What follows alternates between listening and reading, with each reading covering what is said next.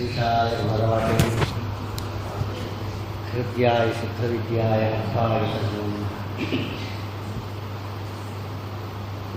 साधिताचर सत्यस्तम वासिताचर गुणतम बोधिताचर धर्मार्थम माधवाक्ये किंभरि मुकोऽपि यत्प्रसादेन कुम्भणयनायते राजराजायते रिक्तः राघवेन्द्रन्दमाश्रये संस्थानरक्षणेषु रामप्रसन्नां राघवार्चने प्रणमामि गुरुं नित्यं प्रसन्नशुभमाधवान् हरिः ओं हरिः ओं हरिः ಶ್ರೀಮದ್ಭಾಗವತದಲ್ಲಿ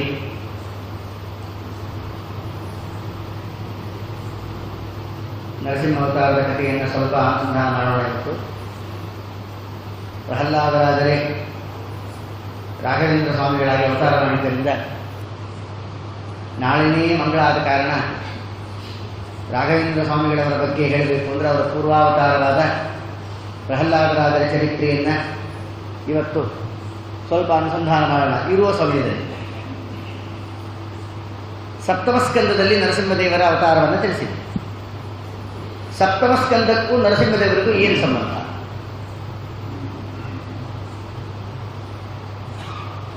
ಪ್ರಥಮಸ್ಕಂದ ಭಾಗವತದಲ್ಲಿ ಭಗವಂತನ ಅನೇಕ ರೂಪಗಳನ್ನು ಹೇಳುವ ಕಾಲಕ್ಕೆ ನರಸಿಂಹದೇವರ ರೂಪವನ್ನು ಹೇಳಿದ್ದಾರೆ. ಪ್ರಥಮಸ್ಕಂದದ ವಿಚಾರ ಮಾತಾಡ್ತಾ ಇದ್ದಾಗ ನರಸಿಂಹಾವತಾರದ ಕಥೆ ನಮ್ಮ ತಲೆಯಲ್ಲಿ ಬರೋದೇ ಇಲ್ಲ. ಪ್ರಥಮಸ್ಕಂದ ಭಾಗವತ ಅಂದ ತಕ್ಷಣ ನರಸಿಂಹದೇವರ ತಲೆಯಲ್ಲಿ ಬರ್ತಾರ? ಬರಲ್ಲ. ಇನ್ನು ಪಂಚಮಸ್ಕಂದದಲ್ಲಿ ನವಖಂಡಗಳನ್ನು ಭೂಗೋಳ ಖಗೋಳ ವಿಚಾರವನ್ನು ನಿರೂಪಣೆ ಮಾಡೋ ಕಾಲಕ್ಕೆ ಪ್ರಹ್ಲಾದರಾದರೂ ಕೂಡ ನರಸಿಂಹದೇವರನ್ನು ಉಪಾಸನೆ ಮಾಡ್ತಾ ಇರ್ತಾರೆ ಅಂತ ಹೇಳಿ ನವಖಂಡಗಳ ವಿಚಾರ ತಿಳಿಸುವ ಕಾಲಕ್ಕೆ ನಿರೂಪಣೆ ಮಾಡೋ ಕಾಲಕ್ಕೆ ನರಸಿಂಹದೇವರನ್ನು ಹೇಳಿದ್ದಾರೆ ಪಂಚಮಸ್ಕಂದದಲ್ಲಿ. ಆದರೆ ಪಂಚಮಸ್ಕಂಧ ಅಂದ ತಕ್ಷಣ ನಮ್ಮ ತಲೆಯಲ್ಲಿ ನರಸಿಂಹದೇವರು ಬರೋದೇ ಇಲ್ಲ. ಅದೇನು ಸಪ್ತಮಸ್ಕಂದ ಅಂತ ತಕ್ಷಣ ನರಸಿಂಹ ಅವತಾರ. ಎಲ್ಲರೂ ತೆಂಗಿನಕಾಯಿ ತಂದಿಟ್ಬಿಡ್ತಾರೆ. ನರಸಿಂಹ ಅವತಾರ ರೀ ಏನು? ಆ ಸಪ್ತಮಸ್ಕಂದಕ್ಕೂ ನರಸಿಂಹದೇವರಿಗೂ ಏನು ಸಂಬಂಧ? ಆ ಸಪ್ತಮಸ್ಕಂದದಲ್ಲೇ ನರಸಿಂಹದೇವರ ವೈಶಿಷ್ಟ್ಯ ಏನು? ಅದಕ್ಕೆ ಶಾಸ್ತ್ರದಲ್ಲಿ ತಿಳಿಸ್ತಾರೆ, ಜ್ಞಾನಿಗಳು ಹೇಳ್ತಾರೆ. ಯಾವ ಸ್ಕಂದದ ವಿಚಾರವನ್ನು ಹೇಳ್ತೀವೋ ಆ ಸ್ಕಂದದ ಸಂಖ್ಯೆನೇ ಹೇಳಿಬಿಡುತ್ತೆ ಈ ಸ್ಕಂದದಲ್ಲಿ ಬರುವ ಪರಮಾತ್ಮನ ರೂಪವನ್ನು. ಸಪ್ತಮ ಸ್ಕಂಧ ಅಂತ ಹೇಳಿದಾಗ ಅಲ್ಲಿ ಸಪ್ತಮ ಅನ್ನೋ ಶಬ್ದಕ್ಕೆ ನರಸಿಂಹ ಅಂತಲೇ ಅರ್ಥ. ವ್ಯಾಖ್ಯಾನಕಾರರು ತಿಳಿಸ್ತಾರೆ, ಸಪ್ತಮ ಅಂದ್ರೇನು? ಸಾ ತ ಮಾ ಅಂತದೆ. ತ ಅಂದರೆ ಸಿಂಹ ಜಟ ಕೇಸರಿ ಅಂತ ಅರ್ಥ. ಕೋಶದಲ್ಲಿ ತ ಅನ್ನೋ ಅಕ್ಷರಕ್ಕೆ ಸಿಂಹ ಅಂತ ಅರ್ಥ. ಸಪ್ತ ಬ ಅಂತದಲ್ಲ, ತ ಸಿಂಹದಂತೆ ಸದೃಶಃ, ಸಿಂಹದಂತೆ ಮುಖವುಳ್ಳವನಾದ ಕಾರಣ ಪರಮಾತ್ಮನಿಗೆ ಸಪ್ತ ಅಂತ ಕರೀತಾರೆ. ಉಗ್ರ ನರಸಿಂಹನ ಇಲ್ರಪ್ಪ, ಮುಂದೆ ಮಾ ಅಂತದೆ. ಮಾ ಅಂದರೆ ಲಕ್ಷ್ಮೀದೇವಿ ಅಂತ ಅರ್ಥ. ತ ಅಂದರೆ ಸಿಂಹ ಅಂತ ಅರ್ಥ. ತ ಸದೃಶಃ ಮಾ ಸಹಿತ, ಸಿಂಹದಂತೆ ಮುಖವುಳ್ಳವನು, ಲಕ್ಷ್ಮಿಯನ್ನೇ ತೊಡೆ ಮೇಲೆ ಕೂಡಿಸಿಕೊಂಡವನು. ಯಾರೋ ಅವನು ಸಪ್ತಮ ಅಂದರೆ ಯಾರು? ನರಸಿಂಹ. ಇನ್ನೊಂದು, ಈಗ ಶ್ರೀರಮಣಿ ಕರಕಮಲ ಪೂಜಿತ ಚಾರು ಚರಣ ಸರೋಜ ಬ್ರಹ್ಮ ಸಮೀರ ವಾಣಿ ಫಣೀಂದ್ರ ವೀಂದ್ರ ಭವೇಂದ್ರ ಮುಖವಿನುತ ನೀರದ ಮಂಡೋದಯ ಸ್ಥಿತಿ ಕಾರಣನ ಕೈವಲ್ಯದಾಯಕ ನಾರಸಿಂಹನ ನವಿಕ ಕರುಣಿಕ ನಮಗೆ ಮಂಗಲದ. ಈ ಮಂಗಳಾಚರಣ ಪದ್ಯದಲ್ಲಿ ನರಸಿಂಹ ರೂಪವನ್ನೇ ಚಿಂತನೆ ಮಾಡಿದ್ದಾರೆ ಜಗನ್ನಾಥದಾಸರು ಕೂಡ. ಆ ಜಗನ್ನಾಥದಾಸರು ಬೇರೆ ಯಾರಲ್ಲ, ರಾಯರು ತಮ್ಮಂದರೆ ಪೂರ್ವಾವತಾರದಲ್ಲಿ. ರಾಘವೇಂದ್ರ ಸ್ವಾಮಿಗಳು ಪ್ರಹ್ಲಾದರಾಜರಾಗಿದ್ದಾಗ ಸಹಲ್ಲಾದರು ಅಂತ ಹೇಳಿ ಪ್ರಹ್ಲಾದರಾಜರು ತಮ್ಮಂದರಿದ್ದರು. ಅವರೇ ಜಗನ್ನಾಥದಾಸರು, ಅವರೇ ಇಲ್ಲಿ ಹರಿಕಥಾಂಸಾರ ಕರ್ತರು. ನರಸಿಂಹದೇವರ ರೂಪ ಚಿಂತನೆಯನ್ನು ಮಾಡಿದ್ದಾರೆ. ನರಸಿಂಹ ಅಂದ್ರೆ ಏನು?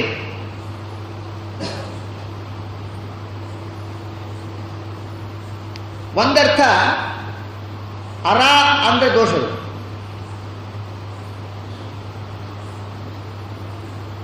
ಅರ ವಿರುದ್ಧ ಗುಣಾ ನಾರಾಹ ಸದ್ಗುಣಾ ಅಂತ ಅರ್ಥ.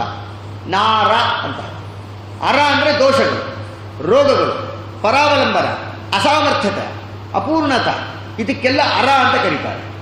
ಇವ್ಯಾವೂ ಇಲ್ಲದೆ ಪರಿಪೂರ್ಣ ಗುಣ, ಪರಿಪೂರ್ಣ ರೂಪ, ಪರಿಪೂರ್ಣ ಆನಂದ, ಪರಿಪೂರ್ಣ ಜ್ಞಾನ, ಪರಿಪೂರ್ಣ ಶಕ್ತಿ ಯಾರಿಗಿದೆಯೋ ಅವನಿಗೆ ನಾರ ಅಂತ ಕರೀತಾರೆ. ನಾರಸಿಂಹ ಅಂತದಲ್ಲ, ನಾರ ಅಂತ. ಸಿಂಹ ಅಂದ್ರೆ ಏನು? ಶಿನ್ ಬಂಧನೆ ಅಂತ ಧಾತು ಕಾಟ. ಶಿನ್ ಬಂಧನೆ, ಸಿಂಹ ಅಂತದಲ್ಲ. ಸಿಂ ಅಂದ್ರೇನು? ಸಿಂ ಬಂಧನೆ ಅಂತ. ಬಂಧಯತಿ ಅಂದ್ರೇನು? ಸ್ಟೋರ್ ಮಾಡುತ್ತೆ.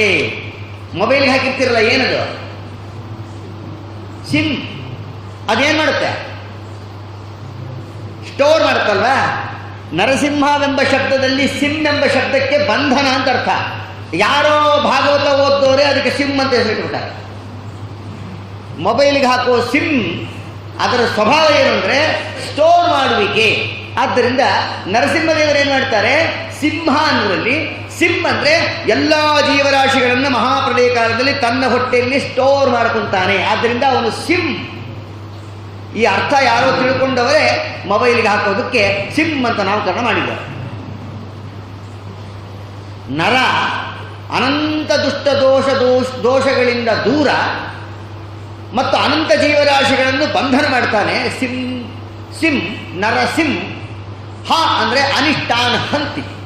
ಅನಂತ ದೋಷಗಳಿಂದ ದೂರ, ಅನಂತ ಸದ್ಗುಣಗಳಿಂದ ಪರಿಪೂರ್ಣ ಮತ್ತು ಅನಂತ ಜೀವರಾಶಿಗಳನ್ನು ಬಂಧನ ಮಾಡುವ ಪರಿಪೂರ್ಣ ಸಾಮರ್ಥ್ಯವುಳ್ಳ ಪರಮಾತ್ಮ ಅಂತ ಯಾರು ಉಪಾಸನೆ ಮಾಡ್ತಾರೋ, ನಾರಸಿಂ ಅಂತ ಉಪಾಸನೆ ಮಾಡೋರಿಗೆ ಹ ಅವರ ಅನಿಷ್ಟಗಳೆಲ್ಲ ಹಂತಿ ನಾಶಯತಿ ಇತಿ ನರಸಿಂಹ. ಅಂದರೆ ಎಲ್ಲರೂ ಪರಮಾತ್ಮನ ವಿಶಿಷ್ಟ ಜ್ಞಾನವನ್ನು ಯಾರು ಹೊಂದುತ್ತಾರೋ ಅವರಿಗೆ ಎಲ್ಲ ರೀತಿಯಾದ ಅನಿಷ್ಟಗಳು ಪರಿಹಾರವಾಗುತ್ತೆ ಅನ್ನೋದನ್ನ ಶಾಸ್ತ್ರ ತಿಳಿಸಿಕೊಟ್ಟಿದೆ. ಅದಕ್ಕೆ ನಾರಸಿಂಹ ಅನ್ನೋ ತಾತ್ಪರ್ಯ ಇದು ತಿಳಿದೆ. ಈ ನರಸಿಂಹಾವತಾರಕ್ಕೆ ಪೂರ್ವದಲ್ಲಿ ಪ್ರಹ್ಲಾದರಾಜರ ಚರಿತ್ರೆಯನ್ನು ಹೇಳಲಿಕ್ಕೆ ಹೊರಟಾಗ ಹಿರಣ್ಯಕಶ್ಯಪ ಹಿರಣ್ಯಾಕ್ಷ ಅಂತ ಹೇಳಿ ದಿತಿ ಕಶ್ಯಪರಲ್ಲಿ ಹುಟ್ಟಿದ್ದಾರೆ. ಜಯವಿಜಯರ ಆವೇಶಯುಕ್ತರಾಗಿ ಹಿರಣ್ಯಕಶ್ಯಪ ಮತ್ತು ಹಿರಣ್ಯಾಕ್ಷ ಹುಟ್ಟಿದರು. ಹಿರಣ್ಯಾಕ್ಷ ಭೂದೇವಿಯ ಸಹವಾಸಕ್ಕೆ ಹೋಗಿದ್ದಕ್ಕೆ ಪರಮಾತ್ಮನಿಂದ ವರಾಹ ರೂಪದಿಂದ ಹತನಾದ. ಅದಾದ ಮೇಲೆ ಈ ಹಿರಣ್ಯಕಶ್ಯಪ ಏನು ಮಾಡಬೇಕು? ಮೀಟಿಂಗ್ ಕರೆದ. ಅವನಿಗೆ 10 ಜನ ಅಡ್ವೈಸರ್ಸ್ ಇದ್ದರು, ಇಲ್ಲೀಗಲ್ ಅಡ್ವೈಸರ್ಸ್. ಯಾಕಂದರೆ ಅವನು ಇಲ್ಲೀಗಲ್ ಪರ್ಸನ್ ಆದ ಕಾರಣ ಅವನ ಅಡ್ವೈಸರ್ಸ್ ಎಲ್ಲ ಇಲ್ಲೀಗಲ್ಲೇ. ಕೇಳ್ರಿ ಮಕ್ಕಳನ್ನ ಹೇಳ್ತಾರೆ, ನಮ್ಮ ವಕೀಲರೇ ಇದ್ದಾರೆ, ಅವನು ಕೇಳಿದ್ರೆ ಹೇಳ್ತಾರೆ ಇಲ್ಲೀಗಲ್ ಅಡ್ವೈಸರ್ಸ್. ಯಾಕೆ? ಅವನು ಇಲ್ಲೀಗಲ್ ಪರ್ಸನ್ ಆದ ಕಾರಣ 10 ಜನನ ಕರೆದ. ಶಂಬರ, ತ್ರಕ್ಷ, ಇರ, ಅನೇಕ ಹೆಸರುಗಳಿದ್ದಾವೆ. 10 ಜನದ ಹೆಸರು ಹೇಳಿದ್ದಾರೆ ಭಾಗವತದಲ್ಲಿ.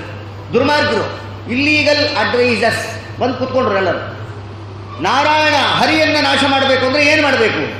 ಒಬ್ಬೊಬ್ಬರು ಅವರವರ ಬುದ್ಧಿಮಟ್ಟಕ್ಕೆ ತಕ್ಕಂಗೆ ಒಬ್ಬೊಬ್ಬರು ಒಂದೊಂದು ಹೇಳಿದ್ರು. ಪರಮಾತ್ಮ ಎಲ್ಲೆಲ್ಲಿದ್ದಾನೆ, ವಿಷ್ಣು ಎಲ್ಲೆಲ್ಲಿದ್ದಾನೆ ಅಂತ ಒಂದು ನಿಯಮ ಇದೆ. ಸಾಲಿಗ್ರಾಮದಲ್ಲಿದ್ದಾನೆ, ದೇವಸ್ಥಾನದ ಪ್ರತಿಮೆಗಳಲ್ಲಿರ್ತಾನೆ, ಗ್ರಂಥಗಳಲ್ಲಿರ್ತಾನೆ, ವೇದದಲ್ಲಿರ್ತಾನೆ. ವೇದದಲ್ಲಿರ್ತಾನೆ ಅಂದರೆ ವೇದಗಳನ್ನು ಹೇಳುವವರು ಬ್ರಾಹ್ಮಣರು. ಬ್ರಾಹ್ಮಣರ ನಾಲಿಗೆ ಮೇಲಿರ್ತಾನೆ, ವೇದ ಹೇಳ್ತಾರೆ ಅವರು. ಹೌದಲ್ಲ? ಇದಂ ವ್ಯಕ್ತಿರ್ವಜಕ್ರಮೇ ತ್ರೈಧಾನತಾದೇ ಪದಂ ಸಮೂಢವೃತ್ತಪಾಂಸುರೇ ಸ್ವಾಹ ಸ್ವಾಧಿಟ್ಟಗಾಮಧಿಟ್ಟಗಾಪವಸ್ತು ಸೌಪಧಾರಾಯ ಇಂದ್ರ ಆಗಪಾತಾದೇಶು ಸ್ವಾಹ. ಪರಮಾತ್ಮನ ಪ್ರೀತಿಗಾಗಿ ಹೇಳ್ತಾರಲ್ಲ, ಈ ರೀತಿಯಾಗಿ ಬ್ರಾಹ್ಮಣರ ಬಾಯಲ್ಲಿ ವೇದಗಳಿರ್ತವೆ, ವೇದದಲ್ಲಿ ಪರಮಾತ್ಮ ಇರ್ತಾನೆ. ಅಂದ ಮೇಲೆ ಸಾಲಿಗ್ರಾಮದಲ್ಲಿದ್ದಾನೆ, ಗ್ರಂಥಗಳಲ್ಲಿರ್ತಾನೆ, ದೇವಸ್ಥಾನದ ವಿಷ್ಣು ಪ್ರತಿಮೆಗಳಲ್ಲಿರ್ತಾನೆ, ಬ್ರಾಹ್ಮಣರಲ್ಲಿರ್ತಾನೆ, ಬ್ರಾಹ್ಮಣರ ನಾಲಿಗೆಯಲ್ಲಿರ್ತಾನೆ, ಆಕಳಲ್ಲಿರ್ತಾನೆ, ಅಶ್ವತ್ಥ ವೃಕ್ಷದಲ್ಲಿರ್ತಾನೆ. ಮಧ್ಯತೋ ವಿಷ್ಣು ರೂಪಿಣಿ ಅಂತ ಹೇಳಿಲ್ವಾ ಅಶ್ವತ್ಥ ವೃಕ್ಷಕ್ಕೆ? ಹೀಗೆ ಅನೇಕ ಜಾಗಗಳಲ್ಲಿದ್ದಾನೆ ಸ್ವಾಮಿ. ಆ ಜಾಗ ಎಲ್ಲ ನಾಶ ಮಾಡಿಬಿಟ್ರೆ ಹರಿ ನಾಶ ಆಗ್ತಾನೆ ಅಂತ ಸಜೆಷನ್. ಇಂಥ 3 ಶಿಖಾಮಣಿ ಸಾರ್ವಭೌಮ ಚಕ್ರವರ್ತಿಗಳೇ ನೋಡಿಲ್ಲ.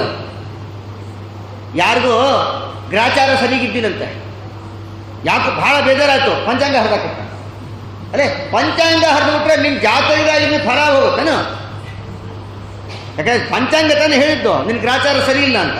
ಅದಕ್ಕೆ ಗ್ರಹಚಾರ ಕೆಟ್ಟವನಿಗೆ ಪಂಚಾಂಗ ಹರಿದ್ರೆ ನಿನ್ನ ಗ್ರಾಚಾರ ಸರಿ ಹೋಗುತ್ತಾ?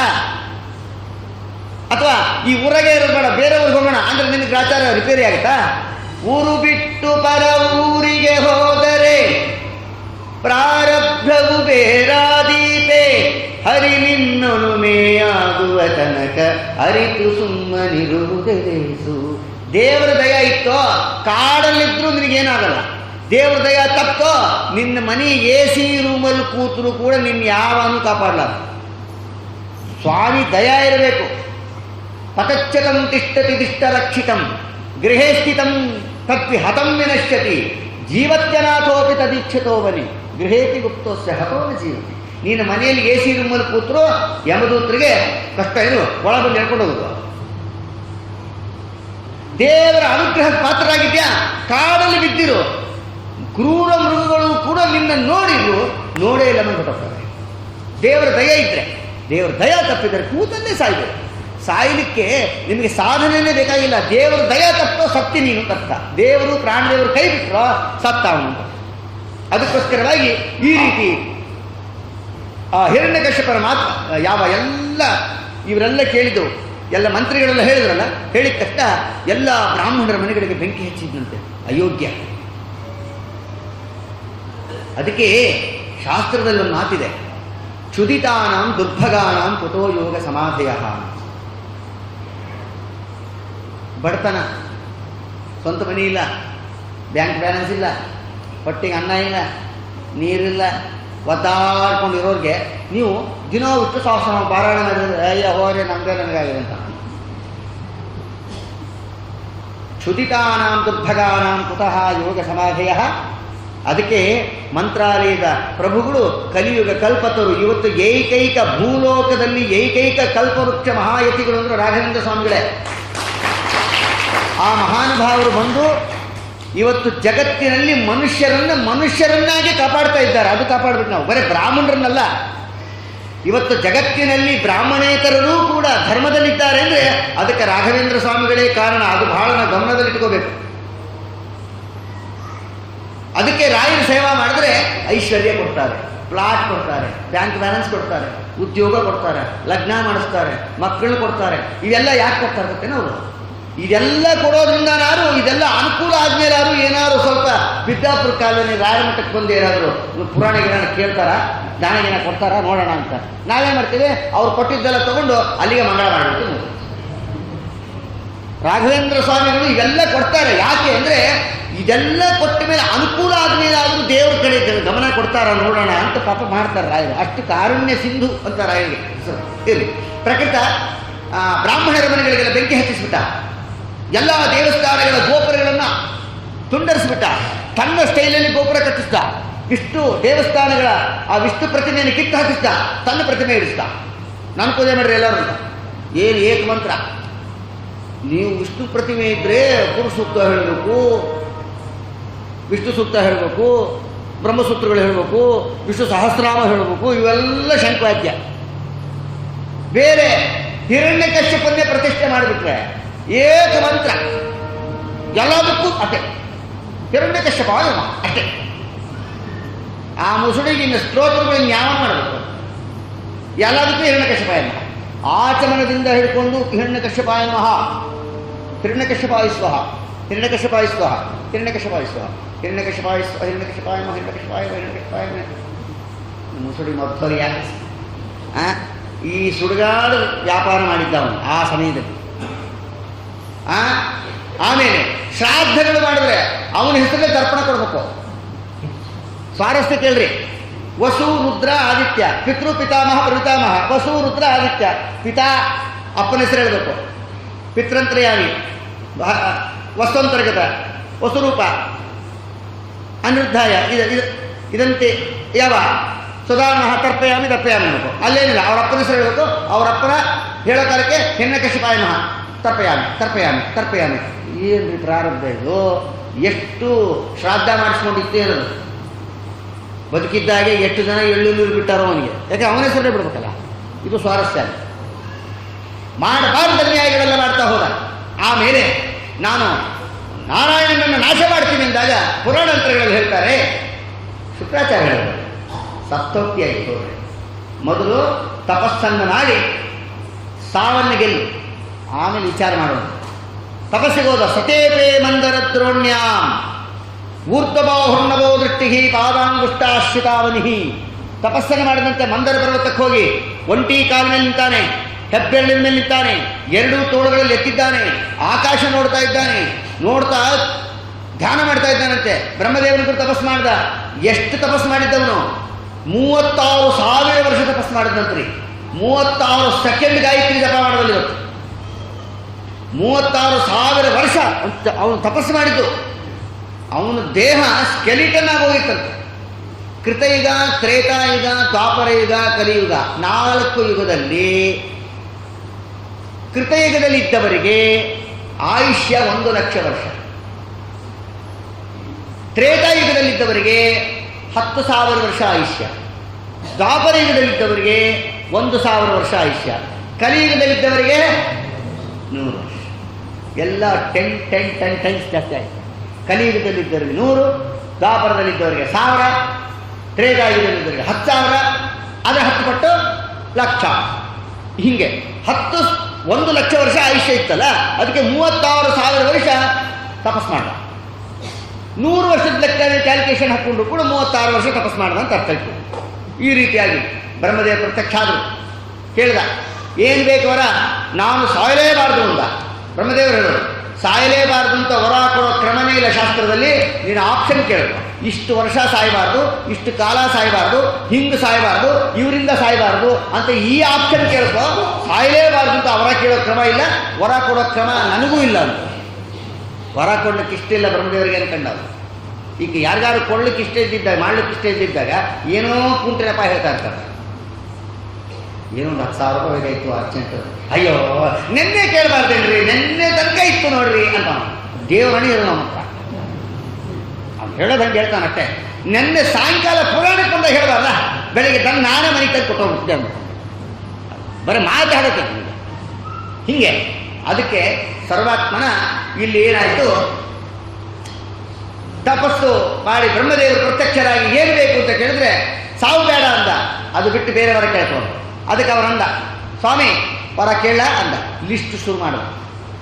ನಾಂತಹ ಬಹಿ ದಿವ ಚ ಅಂತರಿಕ್ಷೆ. ಏನಂದ? ಮನೆಯಿಂದ ಹೊರಗೆ ಸಾಯಬಾರ್ದು, ಒಳಗೆ ಸಾಯಬಾರ್ದು, ಮೇಲೆ ಸಾಯಬಾರ್ದು, ಕೆಳಗೆ ಸಾಯಬಾರ್ದು, ಹಗಲು ಸಾಯಬಾರ್ದು, ರಾತ್ರಿ ಸಾಯಬಾರ್ದು, ದೇವ ದಾನವ ಯಕ್ಷ ರಾಕ್ಷಸರಿಗಿಂದರಿಗೆ ಪುರುಷರಿಂದ ಸಾಯಬಾರ್ದು, ನರರಿಂದ ಸಾಯಬಾರ್ದು, ಮೃಗರಿಂದ ಸಾಯಬಾರ್ದು, ಹಸ್ತರಿಂದ ಸಾಯಬಾರ್ದು, ಶಸ್ತ್ರದಿಂದ ಸಾಯಬಾರ್ದು. ಅವನು ಬಿಟ್ಟಿದ್ದೇ ಇಲ್ಲ ಅಲ್ಲಿ. ಕೊನೆಗೇನು ಅಸುಬಿರ್ವಾ ವ್ಯಸಮಿದ್ದುರ್ವಾ ಮೃತ್ಯುರ್ಭಾ ಮಮ ಪ್ರಭೋ ಅಲ್ಲ. ಕೊನೆಗೇನಂತ ಗೊತ್ತಾ? ಬದುಕಿದ್ದವರಿಂದನೂ ಮರಣ ಬೇಡ, ಸತ್ತವರಿಂದನೂ ಮರಣ ಬೇಡ ಅಂತ. ಬದುಕಿದ್ದವರಿಂದ ಮರಣ ಬೇಡ, ಓಕೆ. ಸತ್ತವರಿಂದ ಮರಣ ಏನ್ರಿ? ಅವನೇ ಸತ್ತೋಗಿರ್ತಾನೆ. ಸತ್ತವರಿಂದ ಮರಣ ಜಗತ್ತಲ್ಲಿ ಯಾರಿಗೆ ಬರುತ್ತೆ? ಈ ವರ ಕೇಳ್ಬೋದ ಅವನು? ಬದುಕಿದ್ದವರಿಂದ ಮರಣ ಬೇಡ, ಓಕೆ. ಸತ್ತವರಿಂದ ಮರಣ ಬೇಡ ಅಂತ ಅವನು. ಸತ್ತವರಿಂದ ಮರಣ ಯಾರಿಗಾಗಿದೆ? ಆಗಿದೆ. ಅವನು ಪುರಾಣ ಓದ್ದೋನೆ. ಅವನು ಹೇಳ್ದ ರಾಮಾಯಣ ಮಹಾಭಾರತ ಅವನು ಓದ್ದೋನೆ. ಅದಕ್ಕೆ ಅವನು ಹೇಳ್ದ ರಾಮಾಯಣದಲ್ಲಿ ಸತ್ತವರಿಂದ ಸತ್ತವರಿದ್ದಾರೆ. ತಗೊಳ್ರಿ ಉದಾಹರಣೆ, ಸುಗ್ರೀವನ ಸಖ್ಯ ಹನುಮಪ್ಪ ಮಾಡಿಸಿದಾಗ ಅಗ್ನಿಸಾಕ್ಷಿಯಾಗಿ ವಾಲಿಯ ಸಂಹಾರ ಮಾಡಬೇಕು ಅಂತ ರಾಮದೇವರ ಬಲ ಪರೀಕ್ಷೆ ಮಾಡಬೇಕು ಅಂತ ಪ್ರಯತ್ನ ಪಟ್ಟ ಸುಗ್ರೀವ. ಆವಾಗ ದುಂದುಭಿ ಎಂಬ ರಾಕ್ಷಸನನ್ನು ವಾಲಿ ಕೊಂದು ಹಾಕಿದ್ದ. ಅವನ ದೇಹ ಅಲ್ಲೇ ಬಿದ್ದಿತ್ತು. 10 ಮೈಲಿ ದೂರ ಅವನ್ನ ಕೊಂದು ಬಿಸಾಡಿದ್ದ ವಾಲಿ. ಅವನ ದೇಹನ 10 ಮೈಲಿ ದೂರ ಬಿಸಾಡಿದ್ದ. ಅದಕ್ಕೆ ಸುಗ್ರೀವ ಅಂದ, ರಾಮ ನೀನು ವಾಲಿಯನ್ನ ಕೊಲ್ಲುವ ಸಾಮರ್ಥ್ಯ ನಿನಗಿದೆ ಇಲ್ಲೋ ಅಂತ ನಾನು ನಿನ್ನ ಪರೀಕ್ಷೆ ಮಾಡಬೇಕು ಅಂದ. ಏನು? ವಾಲಿ ಬಿಸಾಡಿದ ದೇಹ ಇಲ್ಲಿ ಬಿದ್ದಿದೆ ನೋಡು, 10 ಮೈಲಿ ದೂರ ಬಿಸಾಡಿದ್ದ ಅವನು. ಇದನ್ನು ನೀನು ಅದಕ್ಕಿಂತ ಸ್ವಲ್ಪ ಜಾಸ್ತಿ ಬಿಸಾಡಿದ್ರೆ ನಾನು ಒಪ್ಕೊಳ್ತೀನಿ ಅಂತ. ಸರಿ, ಪರಮಾತ್ಮ ಮುಗುಳ್ನಗೆ ಏನಾಗ್ತಾ ಬಂದು ತನ್ನ ಹೆಬ್ಬೆರಳಿನ ಉಗುರಿನ ತುದಿಯನ್ನು ಸ್ವಲ್ಪ ಹಿಂಗೆ ಬಡಿಸಿದ್ನಂತ. ಹೋಯ್ತು ರಾಕೆಟ್. ಅವನು 10 ಮೈಲಿ ಬಿಸಾಡಿದ್ದ. ರಾಮದೇವರು ಆ ಉಗುರು ಬಡಿಸಿದ್ದಕ್ಕೆ 1000 ಮೈಲ್ ದೂರ ಹೋತಂತ. 1000 ಮೈಲ್ ದೂರ ಹೋಗಿ ಭೂಮಿ ಸೀಳ್ಕೊಂಡು ಭೂಮಿ ಒಳಗೆ ರುದ್ರದೇವರಿಂದ ಸಾಯಬಾರ್ದು ಅಂತ ವರ ತಗೊಂಡಂತ 1000 ಜನ ರಾಕ್ಷಸರಿದ್ರಂತೆ. ಆ ರಾಕ್ಷಸರ ಮೇಲೆ ಬಿದ್ದು ಎಲ್ಲರೂ ಸತ್ತೋದ್ರು. ಅದೇ ಅಸ್ತ್ರವಾಗಿ ಪರಿಣಾಮ ಹೊಂದು ಅವರೇ ಎಲ್ಲ ಸತ್ತೋಗ್ಬಿಟ್ರು. ಅವರೆಲ್ಲ ಸತ್ತಿದ್ದು ಹೆಂಗೆ? ಶವದಿಂದ ತಾನೆ. ಶವದಿಂದ ಆ ಶವವನ್ನೇ ಮಾರಕ ಅಸ್ತ್ರವನ್ನಾಗಿ ಮಾಡಿ ಎಲ್ಲರೂ ಕೊಂದು ಹಾಕ್ಬಿಟ್ಟ ರಾಮದೇವ್. ಇದೊಂದು ಉದಾಹರಣೆ. ಇನ್ನು ಮಹಾಭಾರತದಲ್ಲಿ ಹೆಣದಿಂದನೇ ಸತ್ತವರಿದ್ದಾರೆ. ಹೆಂಗೆ ಅಂದರೆ, ಮಹಾಭಾರತ ಯುದ್ಧ ನಡೀತಾ ಇತ್ತು. ಈ ಘಟೋತ್ಕಚ ಅಂಶಾನುಭಾವು ಆಕಾಶ ಭೂಮಿ ಒಂದು ಮಾಡ್ಕೊಂಡು ನಿಂತುಬಿಟ್ಟಾನೆ. ಯುದ್ಧ ನಡೀತಾ ಇದೆ. ಆವಾಗ ದೇವರ ಸಂಕಲ್ಪ, ಶಕ್ತಿ ಎಂಬ ಆಯುಧದಿಂದಲೇ ಘಟೋತ್ಕಚನ ಮರಣ ಅಂತ ದೇವರ ಸಂಕಲ್ಪ ಇತ್ತು, ಕೃಷ್ಣನ ಸಂಕಲ್ಪ. ಅದಕ್ಕೆ ಕರ್ಣ ಏನು ಮಾಡ್ದ, ಶಕ್ತಿ ಎಂಬ ಅಸ್ತ್ರವನ್ನು ಬಿಟ್ಟ. ಆ ಶಕ್ತಿ ಎಂಬ ಅಸ್ತ್ರ ಬಂದು ಘಟೋತ್ಕಚನಿಗೆ ಬಿತ್ತು. ಇನ್ನು ನಾನು ಸಾಯ್ತೀನಿ ಅಂತ ಘಟೋತ್ಕಚನಿಗೆ ಕನ್ಫರ್ಮ್ ಆಯ್ತು, ನಾನು ಸಾಯೋದು ನಿಶ್ಚಯ ಅಂತ. ಅಷ್ಟು ಅಜಾನುಬಾಹು ನಿಂತಿದ್ದ ಅವನು. ಘಟೋತ್ಕಚನಿಗೆ ಆ ಅಸ್ತ್ರ ಬಿದ್ದ ತಕ್ಷಣ ಮರಣ ಸಂಕಟ ಪ್ರಾರಂಭ ಆಯಿತು. ನಾನು ಸಾಯ್ತೀನಿ ಅಂತ ಗೊತ್ತಾಯ್ತು. ಕೃಷ್ಣ ಪರಮಾತ್ಮನನ್ನ ಹಿಂಗೆ ನೋಡ್ದ, ದೇವರ ದರ್ಶನ ಮಾಡಿ ಸಾಯಬೇಕು ಅಂತ. ಕೃಷ್ಣನ ನೋಡಿದ ತಕ್ಷಣ ಕೃಷ್ಣ ಪರಮಾತ್ಮ ಹಿಂಗಂದ, ಕಣ್ಸನ್ನಿ ಮಾಡಿದ ದೇವರು. ಏನು, ಕೌರವರ ಕಡೆಗೆ ಬೀಳು ಅಂತ, ಕೌರವರ ಸೈನ್ಯ ಕಡೆಗೆ ಬೀಳು ಅಂತ ಸನ್ನಿ ಮಾಡ್ದ ಕೃಷ್ಣ. ಪರಮಾತ್ಮ ಸನ್ನಿ ಮಾಡಿದ ತಕ್ಷಣ ಪರಮಾತ್ಮನಿಗೆ ಕೈ ಮುಗಿದ್ಬಿಟ್ಟು ಹಿಂಗೆ ಕೌರವರ ಕಡೆ ಹಿಂಗೆ ವಾಲಿದ ತಕ್ಷಣ ಪ್ರಾಣ ಹೋಯ್ತು. ಪ್ರಾಣ ಹೋದ ಮೇಲೆ ಕೌರವರ ಸೈನ್ಯದ ಮೇಲೆ ಬಿದ್ಬಿಟ್ಟ. ಒಂದು ಅಕ್ಷೋಹಿಣಿ ಸೈನ್ಯ ಪಕ್ಷಮಾಸ. ಅಲ್ಲಿ ಕೌರವರ ಒಂದು ಅಕ್ಷೋಹಿಣಿ ಸೈನ್ಯ ಘಟೋತ್ಕಚನ ಶವದ ಕೆಳಗೆ ಸಿಕ್ಕು ಸತ್ತೋದು ಮಹಾಭಾರತ ನಿರೂಪಣೆ ಮಾಡುತ್ತೆ. ಆದ್ದರಿಂದ ಆ ಹಿರಣ್ಯಕಶ್ಯಪ ಕೇಳಿದ್ದೇನು, ಬದುಕಿದ್ದವರಿಂದನೂ ಮರಣ ಬೇಡ, ಸತ್ತವರಿಂದನೂ ಮರಣ ಬೇಡ ಅಂದ ಮಹಾಜಾಣ ಅವನು. ನೀನು ಜಾಣ ಅಂದರೆ ನಿಮ್ಮ ಅಪ್ಪನಂತ ಜಾಣ ನಾನು ಅಂದ ಸ್ವಾಮಿ. ಮಾಸ್ಟರ್ ಪ್ಲಾನ್ ಅಂದರೆ ನಮ್ಮ ಸ್ವಾಮಿ. ಯಾಕೆ, ನಿಜವಾದ ಮಾಸ್ಟರ್ ಅವನೇ. ಅಂತಹ ಸರ್ವೋತ್ತಮನಾದ ಪರಮಾತ್ಮನಲ್ಲಿ ಕೊನೆಗೆಲ್ಲ ಕೇಳಿದವರ ಲಾಸ್ಟಿಗೆ ಇಷ್ಟೆಲ್ಲ ಕೇಳಿಬಿಟ್ಟು ಕೊನೆಗೆ ಸಿಕ್ಕಾಕೊಳ್ಳೋ ವರ ಕೇಳಿದ.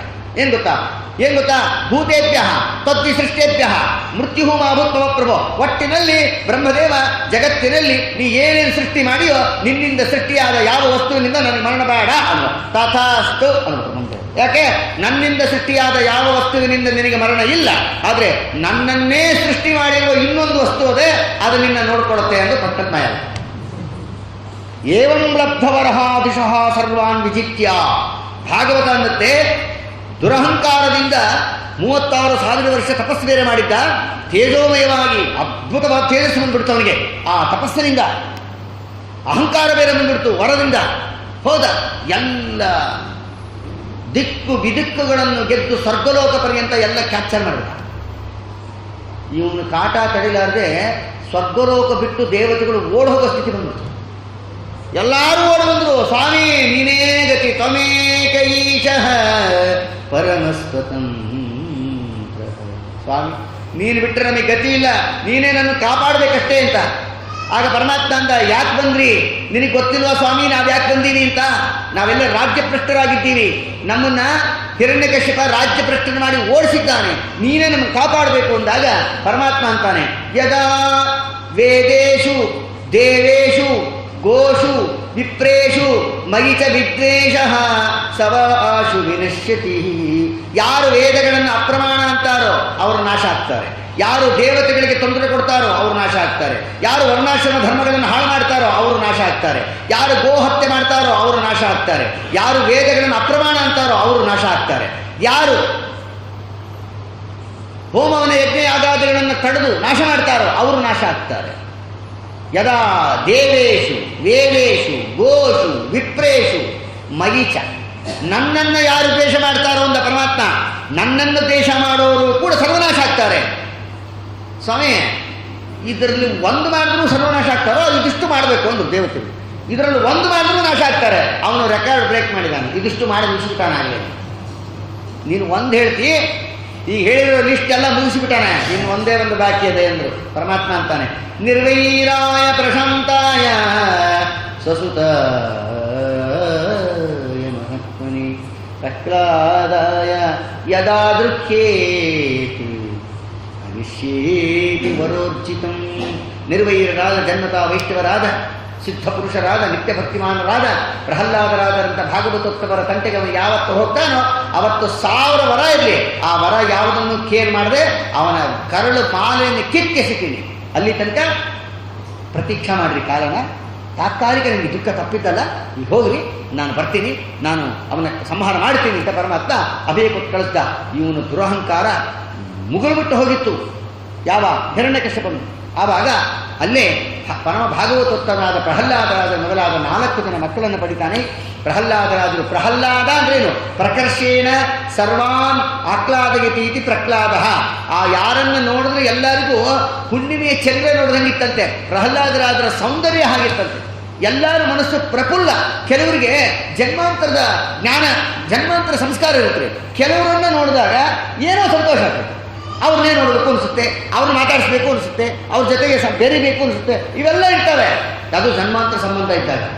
ಜನ್ಮಾಂತರ ದ್ವೇಷ ಇದ್ದರೆ ಅಪ್ಪ ನೋಡ್ರಿ, ಅವ್ರು ನೋಡಿದ್ರೆ ಒದ್ದು ಬಿಡಬೇಕು ಅನಿಸುತ್ತೆ. ಪಾಪ ಅವನು ಏನೂ ಮಾಡಿರಲ್ಲ, ಅವನ ಪಾಡಿಗೆ ಹೊಂದಿರ್ತಾನಂತೆ. ಇದಕ್ಕೆ ಸ್ವರೂಪ ದೋಷ ಅಂತಾರೆ. ಸ್ವರೂಪ ದೋಷ, ಸ್ವರೂಪ ಗುಣ, ಸ್ವರೂಪ ದೋಷ.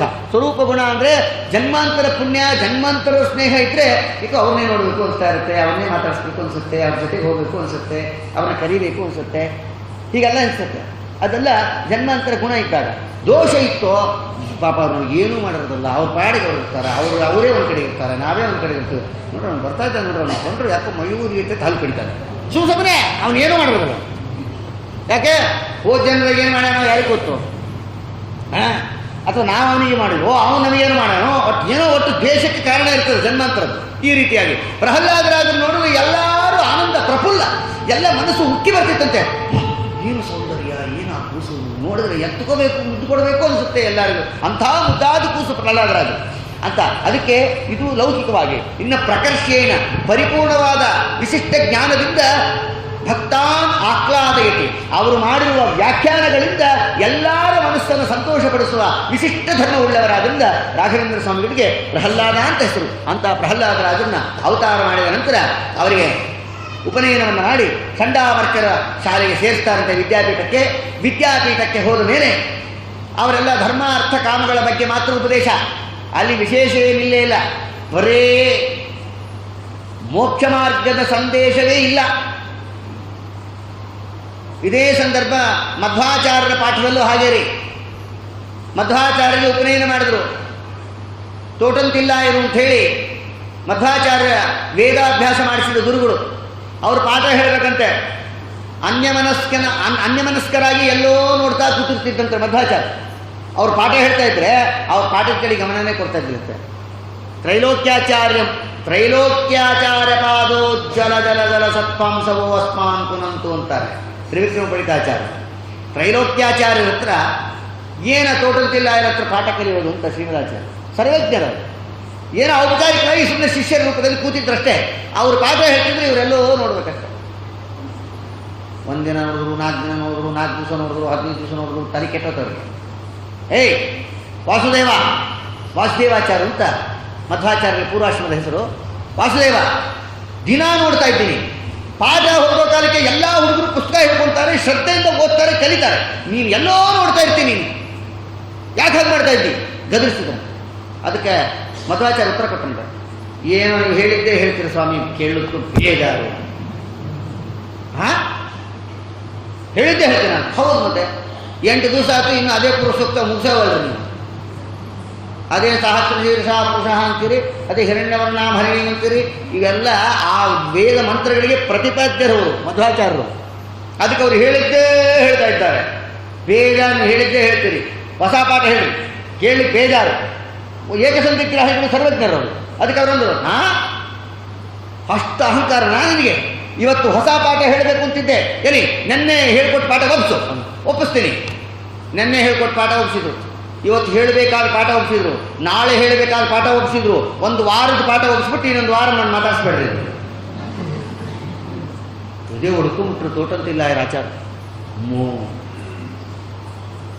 ಇದು ಅಸಾಧಾರಣವಾದ ಮೇಧಾಶಕ್ತಿ, ಸಾಮಾನ್ಯ ವ್ಯಕ್ತಿ ಅಲ್ಲ ಅಂತ ಹೇಳಿ ಅವರವರು ಅಂತಾರಂತೆ. ಅವರಿಂದ ಸನ್ನಿಹಿತರು ಪ್ರಹ್ಲಾದರಾದರು. ವಾಯುನಾಥ ಸಮಾವಿಷ್ಟ ಮಹಾಬಲ ಸಮನ್ವಿತ. ಆ ವಾಯುದೇವರ ಆವೇಶ ಅವರಲ್ಲಿದ್ದರಿಂದ ಕೆಲವು ಮಧ್ವಾಚಾರ್ಯರ ಮಹಿಮೆ ಕೂಡ ರಾಯರು ತೋರಿಸಿದ್ದಾರೆ. ಯಾಕೆ ಅವರಲ್ಲಿ ಮಧ್ವಾಚಾರ್ಯ ಇದ್ದಿದ್ದರಿಂದ. ಅವರು ಪಾಠ ಹೇಳ್ತಾ ಇದ್ರು, ಗಮನ ಕೊಡ್ತಾ ಇದ್ದಾರೆ ಪ್ರಹ್ಲಾದರಾಜ್. ಅವರಿಗೆ ಮಾತಾಡ್ಲಿಕ್ಕೂ ಭಯ. ಯಾಕತ್ತಾ, ಇಡೀ ಆ ವಿದ್ಯಾಪೀಠ ಕಟ್ಟಿಸ್ದೋನೆ ಅವರಪ್ಪ. ಎಲ್ಲೋ ಒಬ್ಬ ಡೊನೇಷನ್ ಕೊಟ್ಟಿರೋ VIP ಮಗ ಓದ್ತಾ ಇದ್ದಾಗ ಅವನು ಸರಿಯಾಗಿ ಓದಲಿಲ್ಲ ಅಂದರೂ ಕೂಡ ಅವನು ಬಯೋ ಧೈರ್ಯ ಮಾಡಲ್ಲ ಯಾರು. ಅವರಿಂದನೇ ಅವರಿಟ್ಟಿರೋ ಡೆಪಾಸಿಟಿಂದನೇ ನಮ್ಮ ಕಾಲೇಜ್ ನಡೀತಾ ಇರೋದು. ಅವ್ರಿಗೆ ಏನಾದ್ರು ಮಾಡ್ಕೊಳ್ಳಿ, ಸುಮ್ಮನೆ ಬಿಡ್ರಿ ಅಂದ್ಬಿಟ್ಟಾನ ಅವನು. ಆ ಬೋರ್ಡ್ ಮೀಟಿಂಗಲ್ಲೂ ಅದೇ ಮಾತಾಡ್ಬಿಡ್ತಾರೆ. ಅವ್ನ ತಟ್ಟೆಗೆ ಹೋಗಲೇಬೇಡ್ರಿ, ಇಲ್ಲ ಅವ್ನು ನಮ್ಮ ಪಾಡಿ ನಾವು ಇದ್ದು ಬಿಟ್ಟರೆ ಅವ್ರು ವರ್ಷಕ್ಕೆ ಕಡೆ ಪಕ್ಷ ಒಂದು 50 ಲಕ್ಷ ಡೊನೇಟ್ ಮಾಡ್ತಾರೆ, ಸುಮ್ಮನೆ ಇದ್ದು ಬಿಡ್ರಿ, ಯಾರು ಮಾತಾಡಬೇಡ್ರಿ ಅಂತಾರೆ. ಇದು ಪರಿಸ್ಥಿತಿ. ಅಲ್ಲಿ ಕಾಲೇಜೇ ಅವನದು ಹಿರಣ್ಯಕಶಿಪುಂದು. ನಮಗೆ ಯಾಕೆ ಬೇಕಪ್ಪ ಸುಮ್ಮನೆ ಇದ್ಬಿಡೋಣ, ಯಾವ ತಂತಿ ಬಾರ ತಕರಾರು ಬೇಡ ಅಂತ. ಅಂತೂ ಈ ವಿದ್ಯಾಪೀಠದಲ್ಲಿ ಪ್ರತಿ ಪಾಠ್ಯ ರಜೆ ಇರ್ತಿತ್ತು. ಆವಾಗ ಮನೆಗಳಿಗೆ ಕಳಿಸ್ತಾರೆ ಮಕ್ಕಳು. ಇದ್ದು ಊರಲ್ಲಾದರೆ, ಬೇರೆ ಊರಲ್ಲಾದರೆ ಅಲ್ಲೇ ಇರಬೇಕಷ್ಟೆ. ಅದೇ ಪ್ರಹ್ಲಾದರಾಜನ ಕರ್ಕೊಂಡು ಮೊದಲನೇ ಸರಿ ಕರ್ಕೊಂಬಂದು ತೊಡೆ ಮೇಲೆ ಕರ್ಕೊಂಬಂದು ಮನೆ ಕರ್ಕೊಂಬಂದ ತಕ್ಷಣ ಅವನು ಹಿರಣ್ಯಕಶಿಪ ಎತ್ಕೊಂಡು ತೊಡೆ ಮೇಲೆ ಕೂರಿಸ್ಕೊಂಡು ತಲೆ ನಿವಾಳಿಸಿ ಮುದ್ದಾಡ್ತಾ ಆ ಕೂಸನ್ನ ತಲೆ ಮೂಸ್ತಾ, ಅಪ್ಪ ಕೂಸು ಬಂದ್ಯಾ ವಿದ್ಯಾಪೀಠದಿಂದ, ಏನು ಕಲ್ತಿದ್ದಿ ವಿದ್ಯಾಪೀಠದಲ್ಲಿ ಹೇಳು ಅಂತ. ವಿದ್ಯಾಪೀಠದಲ್ಲಿ ಏನು ಕಲ್ತಿದ್ದಿ, ಏನಾದ್ರು ಒಳ್ಳೆ ವಿಷಯ ಇದ್ರೆ ಹೇಳು ಅಂದ ತಕ್ಷಣ ಅವರಂದ್ರು, ತತ್ಸಾಧು ಮನ್ಯೇ ಹೇ ಅಸುರವರ್ಯ ದೇಹಿನಾಂ ಸದಾ ಸಮುದ್ವಿಗ್ನದಿಯಾಮ ಸದ್ಗೃಹಾತ್ ಹಿತ್ವಾತ್ಪಪಾತಂ ಗೃಹವಂಧಕೂಪಂ ವನಂಗತೋ ಯದ್ಧರಿಮಾಶ್ರಯೇತ ಅಂದ್ರು. ಸಂಸಾರ ಅಂದ್ರೆ ಏನು ಅಂತ ಹೇಳಿದ್ರು. ಹಿತ್ವಾತ್ಪಪಾತಂ ಗೃಹವಂಧಕೂಪಂ. ಯಾರೋ ಒಬ್ಬ ಬೇಟೆಗಾರ ಇದ್ದ, ಬೇಟೆ ಆಡಬೇಕು ಅಂತ ಕಾಡಿಗೆ ಬಂದಿದ್ದಂತೆ.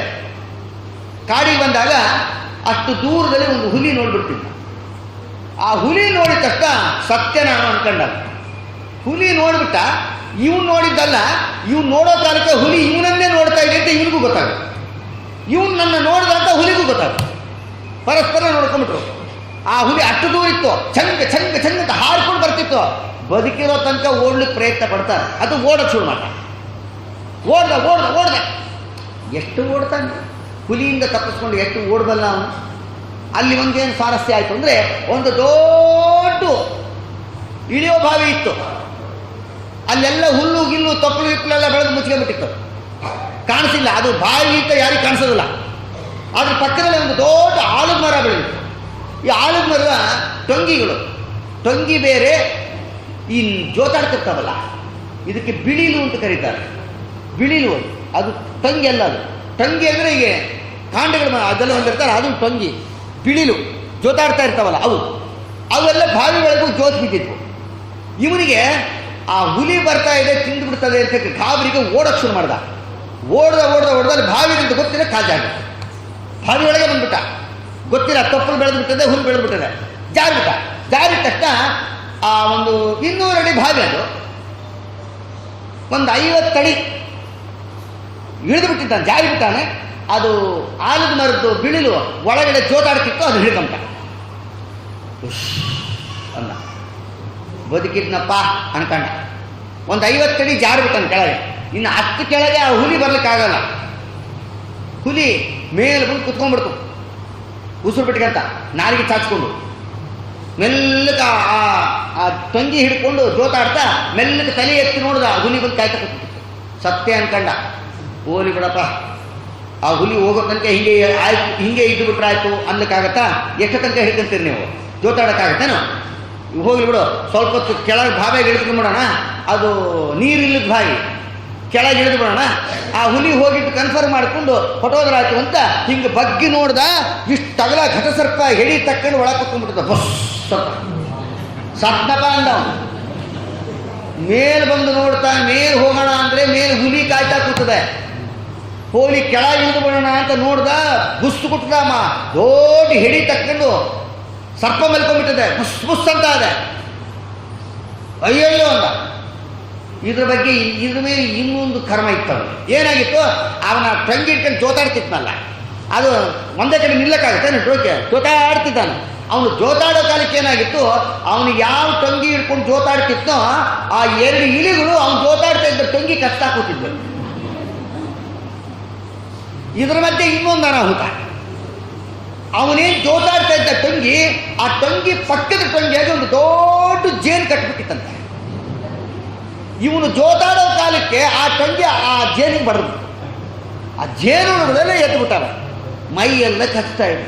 ಶ್ರೀಮತ್ ರಮಾರಮಣ ಗೋವಿಂದ ಆಗೋಯ್ತಮ್ಮ ಪರಿಸ್ಥಿತಿ. ಮೇಲೆ ಬರೋಣ ಅಂದರೆ ಹುಲಿ, ಕೆಳಗಿಳಿಯೋಣ ಅಂದರೆ ಸರ್ಪ. ಇದ್ರ ಮಧ್ಯೆ ಎಷ್ಟೊತ್ತಾಗತ್ತೋ ಅಷ್ಟೊತ್ತು ಜೋತಾಡ್ತಾ ನಿಂತಿದ್ರು ಪರವಾಗಿಲ್ಲ ಅಂತ ಅನ್ಕೊಳ್ಳೋಣ ಅಂತಂದ್ರೆ ಆ ಟೊಂಗಿನ ಇಲಿಗಳು ಕಡಿತಾ ಕೂತಾವೆ. ಇದ್ರ ಮಧ್ಯೆ ಜೇನುಹುಳ ಎದ್ದು ಬಿಟ್ಟವೆ, ಜೇನುಹುಳ ಎಲ್ಲ ಮೈ ತುಂಬ ಕಚ್ತಾ ಇದ್ದಾವೆ. ಇದ್ರ ಮಧ್ಯೆ ಅದು ವೈಬ್ರೇಷನ್ಗೆ ಜೇನುತುಪ್ಪ ಸೋರ್ತಾ ಇದೆ.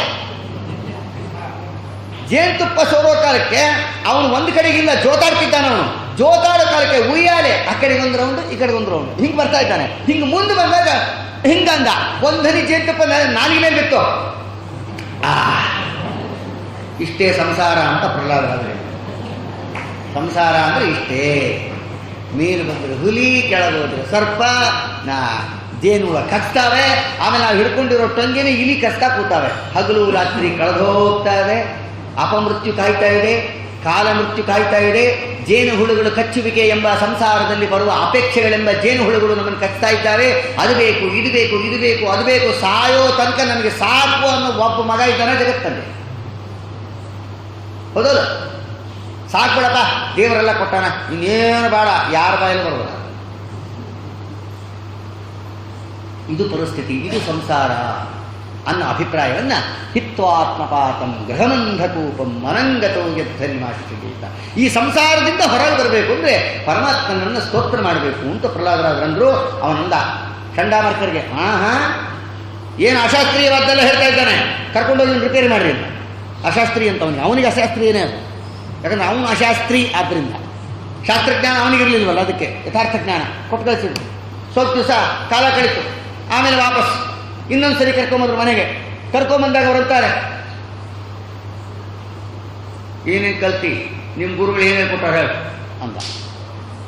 ಏನು ಹೇಳ್ಕೊಟ್ಟಾರ ಅಂದ ತಕ್ಷಣ ಶುರು ಮಾಡಿದ್ರು. ಶ್ರವಣಂ ಕೀರ್ತನಂ ವಿಷ್ಣೋ ಸ್ಮರಣಂ ಪರಸೇವನಂ ಅರ್ಚನಂ ವಂದನಂ ದಾಸ್ಯಂ ಸಖ್ಯಂ ಆತ್ಮನಿವೇದನಂ ಇತಿ ಪುಂಸಾರ್ಪಿತ ವಿಷ್ಣು ಭಕ್ತಿಶ್ಚೇ ನವಲಕ್ಷಣ. ನವವಿಧವಾದ ಭಕ್ತಿಗಳಿಂದ ಉಪಾಸನೆ ಮಾಡುವಂಥ ಸಾಧನೆಯಿಂದ ಪರಮಾತ್ಮನ ಪಾದವನ್ನು ಹೊಂದಲಿಕ್ಕೆ ಸಾಧ್ಯ ಎಂಬ ಅಭಿಪ್ರಾಯವನ್ನು ಹೇಳಿದ ತಕ್ಷಣ ಸಿಟ್ಟು ಬಂದು ತೊಡೆ ಮೇಲೆ ಕೂಡಿಸ್ಕೊಂಡಿರೋ ಪ್ರಹ್ಲಾದರಾಜರನ್ನ ಕೂಸನ್ನು ಎತ್ತಿ ನೆಲದ ಮೇಲೆ ಸಾಕು. ವಧ್ಯತಾವೇಶ ಪದ್ಯತ. ಯಾರಲ್ಲಿ ಇವನ್ನ ಕರ್ಕೊಂಡೋಗಿ ತಲೆ ಕತ್ತರಿಸ್ರಿ. ರಾಜಾಜ್ಞೆ. ರಾಜನ ಬಾಯಲ್ಲಿ ಮಾತು ಬಂತು ಅಂದ್ರೆ ನಡೆಸಲೇಬೇಕದು. ರಾಜಾಜ್ಞೆ ಅಂತ ಕರೀತಾರೆ ಅದನ್ನು. ರಾಜರು ಆಗಲಿ ಯಾರೇ ಆಗಲಿ ಮಾತಾಡೋಕ್ಕಿಂತ ಮುಂಚೆ ಯೋಚನೆ ಮಾಡಬೇಕು. ಮಾತಾಡಿ ಯೋಚನೆ ಮಾಡೋದಲ್ಲ, ಯೋಚನೆ ಮಾಡಿ ಮಾತಾಡಬೇಕು. ಅದರಲ್ಲೂ ಉನ್ನತ ಸ್ಥಾನದಲ್ಲಿದ್ದವ್ರು ಮಾತ್ರ ಎಚ್ಚರಿಕೆಯಿಂದ ಮಾತಾಡಬೇಕು. ಬಹಳ ಎಚ್ಚರಿಕೆ ಇರಬೇಕು ಮಾತಿನಲ್ಲಿ. ಅವ್ರು ಆಡೋ ಮಾತಿಗೆ ತೂಕ ಬಹಳ ಇರ್ತದೆ. ಅವ್ರು ಏನು ಬೇಕಾದ ಆಡಿಬಿಟ್ಟು ಆಮೇಲೆ ಅಂದ್ಬಿಟ್ರೆ ಉಪಯೋಗ ಆಗಲ್ಲ. ಅವನು ವಧ್ಯತ ಬಂದ್ಬಿಟ್ಟ, ಮಹಾರಾಜನ ಆಜ್ಞೆ, ಅವನು ಕೊಲ್ಲಬೇಕು ಅಂತ ಆಜ್ಞೆ ಮಾಡಿಬಿಟ್ಟ. ಪ್ರಹ್ಲಾದರಾಜನ ಕರ್ಕೊಂಡು ಹೋದ್ರು. ಪ್ರಹ್ಲಾದರಾಜನ ಮುಖದಲ್ಲಿ ಯಾವ ವಿಕಾರಗಳೇ ಇಲ್ಲ. ನೀವೇನು ಕೊಲ್ತಿರೋ, ನಮ್ಮ ಅಪ್ಪ ನಮ್ಮ ಜೊತೆಗಿದ್ದಾನೆಂದರು. ಪ್ರಹ್ಲಾದರಾಜನ ಕರ್ಕೊಂಡು ಹೋದ್ರು ಬಲಿದಂಡಕ್ಕೆ. 2 ಕೈಗಳನ್ನು ಹಿಂದೆ ಕಟ್ಟಿದ್ರು. ಸಣ್ಣ ಕೂಸರು ಇನ್ನು 2 ಕೈ ಕಟ್ಟಿದ ಹಿಂದೆ ಬಲಿದಂಡಕ್ಕೆ ತಲೆ ಇಟ್ಟು ಫಳ ಫಳ ಫಳ ಫಳ ಫಳ ಫಳ ಅಂತ ಅದು ಖಡ್ಗ ತಗೊಂಡು ಹಾಕಿ ರಾಚಿದ್ರು. ಬಿಟ್ಟರೆ ತಲೆ ಬೀಳ್ಬೇಕೇಟು 2 ತುಂಡಾಗಿ ಕತ್ತರಿಸ್ಬಿಟ್ಟೋದು. ಏನು ಖಡ್ಗ, ತಲೆ ಅಲ್ಲ ಖಡ್ಗ 2 ಪೀಸ್ ಆಗಿರೋದು. ಸ್ವಾಮಿ 2 ತುಂಡಾಗಾಯ್ತದ ಅಂದ ಖಡ್ಗ. ಪ್ರಹ್ಲಾದರಾಜ ಬೆಂಕಿಯಾಗ ಹಾಕ್ರಿ, ಬೆಂಕಿಯಾಗ ಹಾಕಿದ್ರು. ಅಗ್ನಿದೇವರಂದ, ಅಪ್ಪ ವೈಷ್ಣವ ತೇಜಸ್ಸಿನ ಮುಂದೆ ನಮ್ದು ಯಾವ ತೇಜಸ್ಸಲ್ಲ, ನೀನು ಹೊರಟೋಗು ಅಂತೇಳಿ ಆ ಹೋಮದ ಕುಂಡದಿಂದ ಎತ್ಬಿಟ್ಟು ಹೊರಗೆ ಬಿಟ್ಬಿಟ್ಟ ಅಗ್ನಿದೇವರು. ಸ್ವಾಮಿ ಬೆಂಕಿಯಾಗ ಹಾಕಿದ್ವಿ, ಸುಡಲಿಲ್ಲ. ಹಾವಿಂದ ಕಚ್ಚಿಸ್ರಿ. ಹಾವುಗಳು ಕಚ್ಚಿದ್ವು, ಹಲ್ಲು ಮುಕ್ಕೊಂಡು ಅಷ್ಟೆ. ಪ್ರಹ್ಲಾದರಾಜರಿಗೆ ಏನಾಗಲಿಲ್ಲ. ಹಾವು ಮನುಷ್ಯರಿಗೆ ಕಚ್ಚಿದರೆ ಸಾಯ್ತಾರೆ, ಮನುಷ್ಯರು ಸಾಯ್ತಾರೆ. ಹಾವು ಕಬ್ಬಣ ಕಚ್ಚಿದರೆ, ಕಬ್ಬಣಕ್ಕೆ ಕಚ್ಚಿದ್ರೆ ಕಬ್ಬಣ ಏನಾಗುತ್ತೆ, ಕಬ್ಬಣ ಬೂದಿ ಆಗ್ಬಿಡುತ್ತೆ. ಬ್ರಹ್ಮದೇ ಅವ್ರದ್ದು ಕೈ ಕಬ್ಬಣಿದ್ದಂಗಿತ್ತು. ಆ ಸಂದರ್ಭದಲ್ಲಿ ದೇವರ ಅನುಗ್ರಹದಿಂದ ಅದೇನು ಮಾಡ್ಲಿಕ್ಕೆ ಆನೆಗಳಿಂದ ತುಳಸ್ರಿ ಅಂದರು. ಆನೆಗಳು ಅವ್ರಿಗೆ ನಮಸ್ಕಾರ ಮಾಡಿ ಆ ಮಾವಟಿಗೆ ನೆಳ್ಕೊಂಡು ಅವನು ತುಳಿದು ಹಾಕಿ ಪ್ರಹ್ಲಾದರಾಜನ ಬೆನ್ನಿನ ಮೇಲೆ ಕೂರಿಸ್ಕೊಂಡು ವೈಭವದಿಂದ ರಾಜ್ಯದವ್ರು ಕರ್ಕೊಂಡು ಒಂದು ಟಿಪ್ಪು ಡ್ರಾಪಿಗೆ ಕರ್ಕೊಂಡೋಗಿ ಅಲ್ಲಿಂದ ಕೆಳಗೆ ಕೆಳೋಗಿ ದೊಡ್ಡ ಬೆಟ್ಟದಿಂದ ಕೆಳಗೆ ಹಾಕ್ರಿ. ಒಂದು 20 ಜನ ಹೋದರು. ಏನು ಸಾವಿರಾರು ಅಡಿ ಮೇಲೆ ಬೆಟ್ಟದ ಮೇಲೆ ಕರ್ಕೊಂಡು ಹೋದ್ರು. ಕರ್ಕೊಂಡು ಹೋಗಿ ಹಿಡ್ಕೊಂಡು ಹಿಂಗೆ ಹಿಂಗೆ ಹಿಂಗೆ ಹಿಂಗೆ ಜೋಕಾಲಿ ಮಾಡಿಬಿಟ್ಟು ಬಿಸಾಕಿದ್ರು. ಕೆಳಗಡೆ ಇನ್ನೇನು ಬೀಳಬೇಕು, ಭೂದೇವಿ ಪ್ರತ್ಯಕ್ಷ ಆಗಿ ಕ್ಯಾಚ್ ಹಿಡಿದ್ಬಿಟ್ಲು. ಅಮ್ಮ ಇಂಥ ಮುದ್ದಾದ ಕೂಸು ಕೆಳಗೆ ಬಿದ್ದರೆ ನನಗತಿ ನರಸಿಂಹದೇವ್ರು ನನ್ನ ಬೆಂಡೆತ್ತಾರೆ ಅಂತ ಗೊತ್ತಾಯ್ತಕ್ಕೆ. ಕೆಳಗಿಳಿಸಿ ಅಪ್ಪ ಮನೆಗೆ ಹೋಗು ಬಂಗಾರ ಅಂದ್ಲಕ್ಕೆ. ಇವು ಬಿದ್ದಾನೋ ಇಲ್ಲೋ ಸತ್ತಾನೋ ಇಲ್ಲ ನೋಡೋಣ ಅಂತ ಈಗ ಬದುಕಿದ್ರು. ಎಲ್ಲರೂ ಬ್ಯಾಲೆನ್ಸ್ ಸತ್ತ ಸಾಯಿ ಎಲ್ಲರೂ ಕೆಳಗೆ ಬಿಟ್ಟು ಪಕ್ಷಮಾಸ ಆಗೋದು. 20 ಜನ ನೆಗೆದು ಬಿದ್ದವರು. ಕೇರಳದಿಂದ ಕರೆಸ್ರಿ ಮಾರಣ ಹೋಮ, ಮಧ್ಯರಾತ್ರಿ 12 ಗಂಟೆಗೆ ಹೋಮ, ಬೆಳಗಿನ ಜಾವ 3 ಗಂಟೆ ಒಳಗೆ ಮಾರಣ ಹೋಮ ಮಾಡ್ತಾರೆ. ಸ್ಮಶಾನದಲ್ಲಿ ಮಾಡೋ ಯಜ್ಞ ಅದು. ಆ ಯಜ್ಞದಿಂದ ರಕ್ತ ಕಾರಿ ಸತ್ತೋಗ್ಬಿಡ್ಬೇಕು ಮಾಡ್ರಿ ಅಂತ ಎಲ್ಲರಿಗೂ attached. AC room fix, up and down, flight charge ಕೊಟ್ಟ. ಎಲ್ಲರೂ ಕಳಿಸ್ತ ಬಂದು ಒಂದು 25 ಜನ ಪುರೋಹಿತರು. ಮಾರಣ ಹೋಮ ಮಧ್ಯರಾತ್ರಿ 12 ಗಂಟೆ ಸ್ಟಾರ್ಟ್ ಮಾಡಬೇಕು. ಭೂತ ಪ್ರೇತ ಪಿಶಾಚಿ ಶಾಕಿನಿ ಢಾಕಿನಿ ವಾಕಿಂಗ್ ಮಾಡೋ ಟೈಮದು, ಅವರು ಉದ್ದೇಶ ಮಾಡೋ ಯಜ್ಞ ಅದು. ಸರಿ, ಶುರುವಾಯಿತು ಮಾರಣ ಹೋಮ. ಬೆಳಗಿನ ಜಾವ 5 ಗಂಟೆಗೆ ಮೆಸೇಜ್ ಬಂತು, ಸ್ವಾಮಿ ಯಜ್ಞನೂ ಮುಗಿತು, ಎಲ್ಲರೂ ರಕ್ತ ಕಾರಿ ನಗದು ಬಿದ್ದು ಹೋದ್ರು. ಯಾರು ಕರೆಸಿದ್ರಲ್ಲ ಅತಿಥಿಗಳು, ಅವರು ತೆಗೆದು ಬಿಡ್ರಿ ಅಷ್ಟೆ, ಅವ್ರದ್ದು ತಿಥಿ ಆಗೋದು. ತಲೆ ಕೆಟ್ಟೋತು. ಬೆಂಕಿಯಾಗಿ ಹಾಕಿದ್ರೆ ಸುಡಲಿಲ್ಲ, ಹಾವು ಕಚ್ಚಿದ್ರೆ ಸಾಯಲಿಲ್ಲ, ಆನೆ ಕೈ ಕುಡಿಸೋಕೆ ಹೋದ್ರೆ ಸಾಯಲಿಲ್ಲ, ಸಮುದ್ರದಾಗ ಹಾಕಿದ್ರೆ ಸಾಯಲಿಲ್ಲ, ವಿಷ ಕುಡಿಸಿದ್ರೆ ಸಾಯಲಿಲ್ಲ, ಏನು ಮಾಡಿದ್ರು ಸಾಯಲಿಲ್ಲ. ಅದಕ್ಕೆ ಚಿಂತಾಂ ದೀರ್ಘತನ ಪ್ರಾಪ್ತ ಅಂತಾರೆ ಭಾಗವತದಲ್ಲಿ. ಅವನು ಆಲೋಚನೆ ಮಾಡಿದಂತೆ ಬ್ರಹ್ಮದೇವರಿಗೆ ನಾವು ವರ ಕೇಳಿದೆ. ಏನಂತ? ಹಗಲು ಸಾಯಬಾರ್ದು, ರಾತ್ರಿ ಸಾಯಬಾರ್ದು, ಮೇಲೆ ಸಾಯಬಾರ್ದು, ಕೆಳಗೆ ಸಾಯಬಾರ್ದು, ದೇವದಾನ ಯಕ್ಷರಾಕ್ಷಸಕ್ಕೆ ನರಕಿಂ ಪುರುಷರಿಂದ ಸಾಯಬಾರ್ದು, ಸರ್ಪರಿಂದ ಸಾಯಬಾರ್ದು, ಅವರಿಂದ ಸಾಯಬಾರ್ದು, ಇದರಿಂದ ಸಾಯಬಾರ್ದು ಅಂತ ವರ ಕೇಳಿದೆ. ಬ್ರಹ್ಮದೇವರು ವರ ನನಗೊಬ್ಬರಿಗೆ ಕೊಟ್ಟರು, ಕನ್ಫ್ಯೂಸ್ ಮಾಡಿಕೊಂಡು ಎಂಟೈರ್ ಫ್ಯಾಮಿಲಿಗೆ ಕೊಟ್ಬಿಟ್ರು. ಯಾಕೆಂದರೆ ನಾನು ಕೇಳಿದ ವರ ಎಲ್ಲ ನನ್ನ ಮಗನಿಗೆ ಅಪ್ಲೈ ಆಗ್ತಾ ಇದೆಯಲ್ಲ. ಅದಂದ್ರು, ಅಹೋ ವಯಂ ಧನ್ಯತಮಾಯದತ್ರ ತ್ಯಕ್ತಾ ಪಿತೃಭ್ಯಾಂ ನ ವಿಚಿಂತಯಾಮಃ ಅಭಕ್ಷಮಾಣ ಅಬಲಾವೃಕಾದಿಭಿಃ ಸರಕ್ಷಿತ ರಕ್ಷತಿ ಯೋ ಹಿ ಗರ್ಭೆ. ನಮ್ಮ ಸ್ವಾಮಿ ದಯ ಇತ್ತು, ಅವರಿಗೆ ರಕ್ಷಣೆ ಕಟ್ಟಿಟ್ಟ ಬುತ್ತಿ. ಅದನ್ನೇ ದಾಸರಾರಂತಾರೆ, ಅವನಾವನ ಕಾಯ್ವ ಅವನಿಯೊಳಗೆ ದೇವದೇವೇಶ ಶ್ರೀ ನರಹರಿ ಎಲ್ಲದೇ. ಅವನಾವನ ಕಾಯ್ವ ಅವನಿಯೊಳಗೆ ಆವ ತಂದೆ ಸಲುಹಿದನು ಪ್ರಹ್ಲಾದನ, ಅವತಾಯಿ ಕಾಯ್ದಳೋ ಧ್ರುವರಾಯನ. ತಂದೆ ಸಲುಹಿದನು ಪ್ರಹ್ಲಾದನ, ಅವತಾಯಿ ಕಾಯ್ದಳೋ ಧ್ರುವರಾಯನ.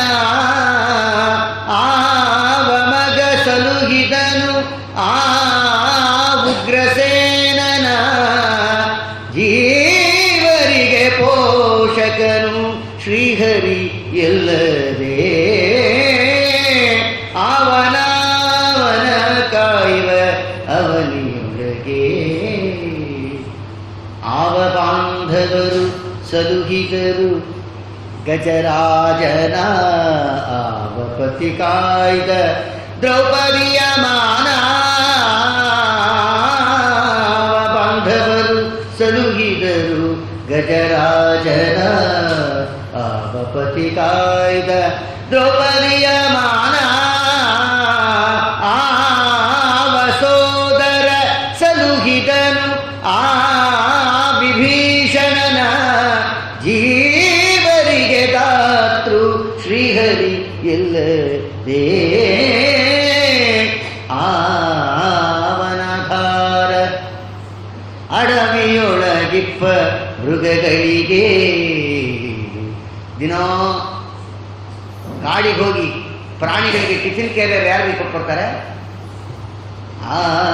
ಆವನಧಾರ ಅಡವಿಯೊಳಗಿಪ್ಪ ಮೃಗಗಳಿಗೆ, ಅವಗತಿ ಪಶುಜಾತಿಗಳಿಗೆ. ಆವ ಪೋಷಕನು ಗರ್ಭದೊಳಿಪ್ಪ ಶಿಶುವಿಂಗೆ, ಆವ ಪೋಷಕನು ಗರ್ಭದೊಳಿಪ್ಪ ಶಿಶುವಿಂಗೆ. ದೇವಸಿರಿ ಪುರಂದರ ವಿಠಲನಲ್ಲದೇ. ದೇವಸಿರಿ ಪುರಂದರ ವಿಠಲನಲ್ಲದೇ.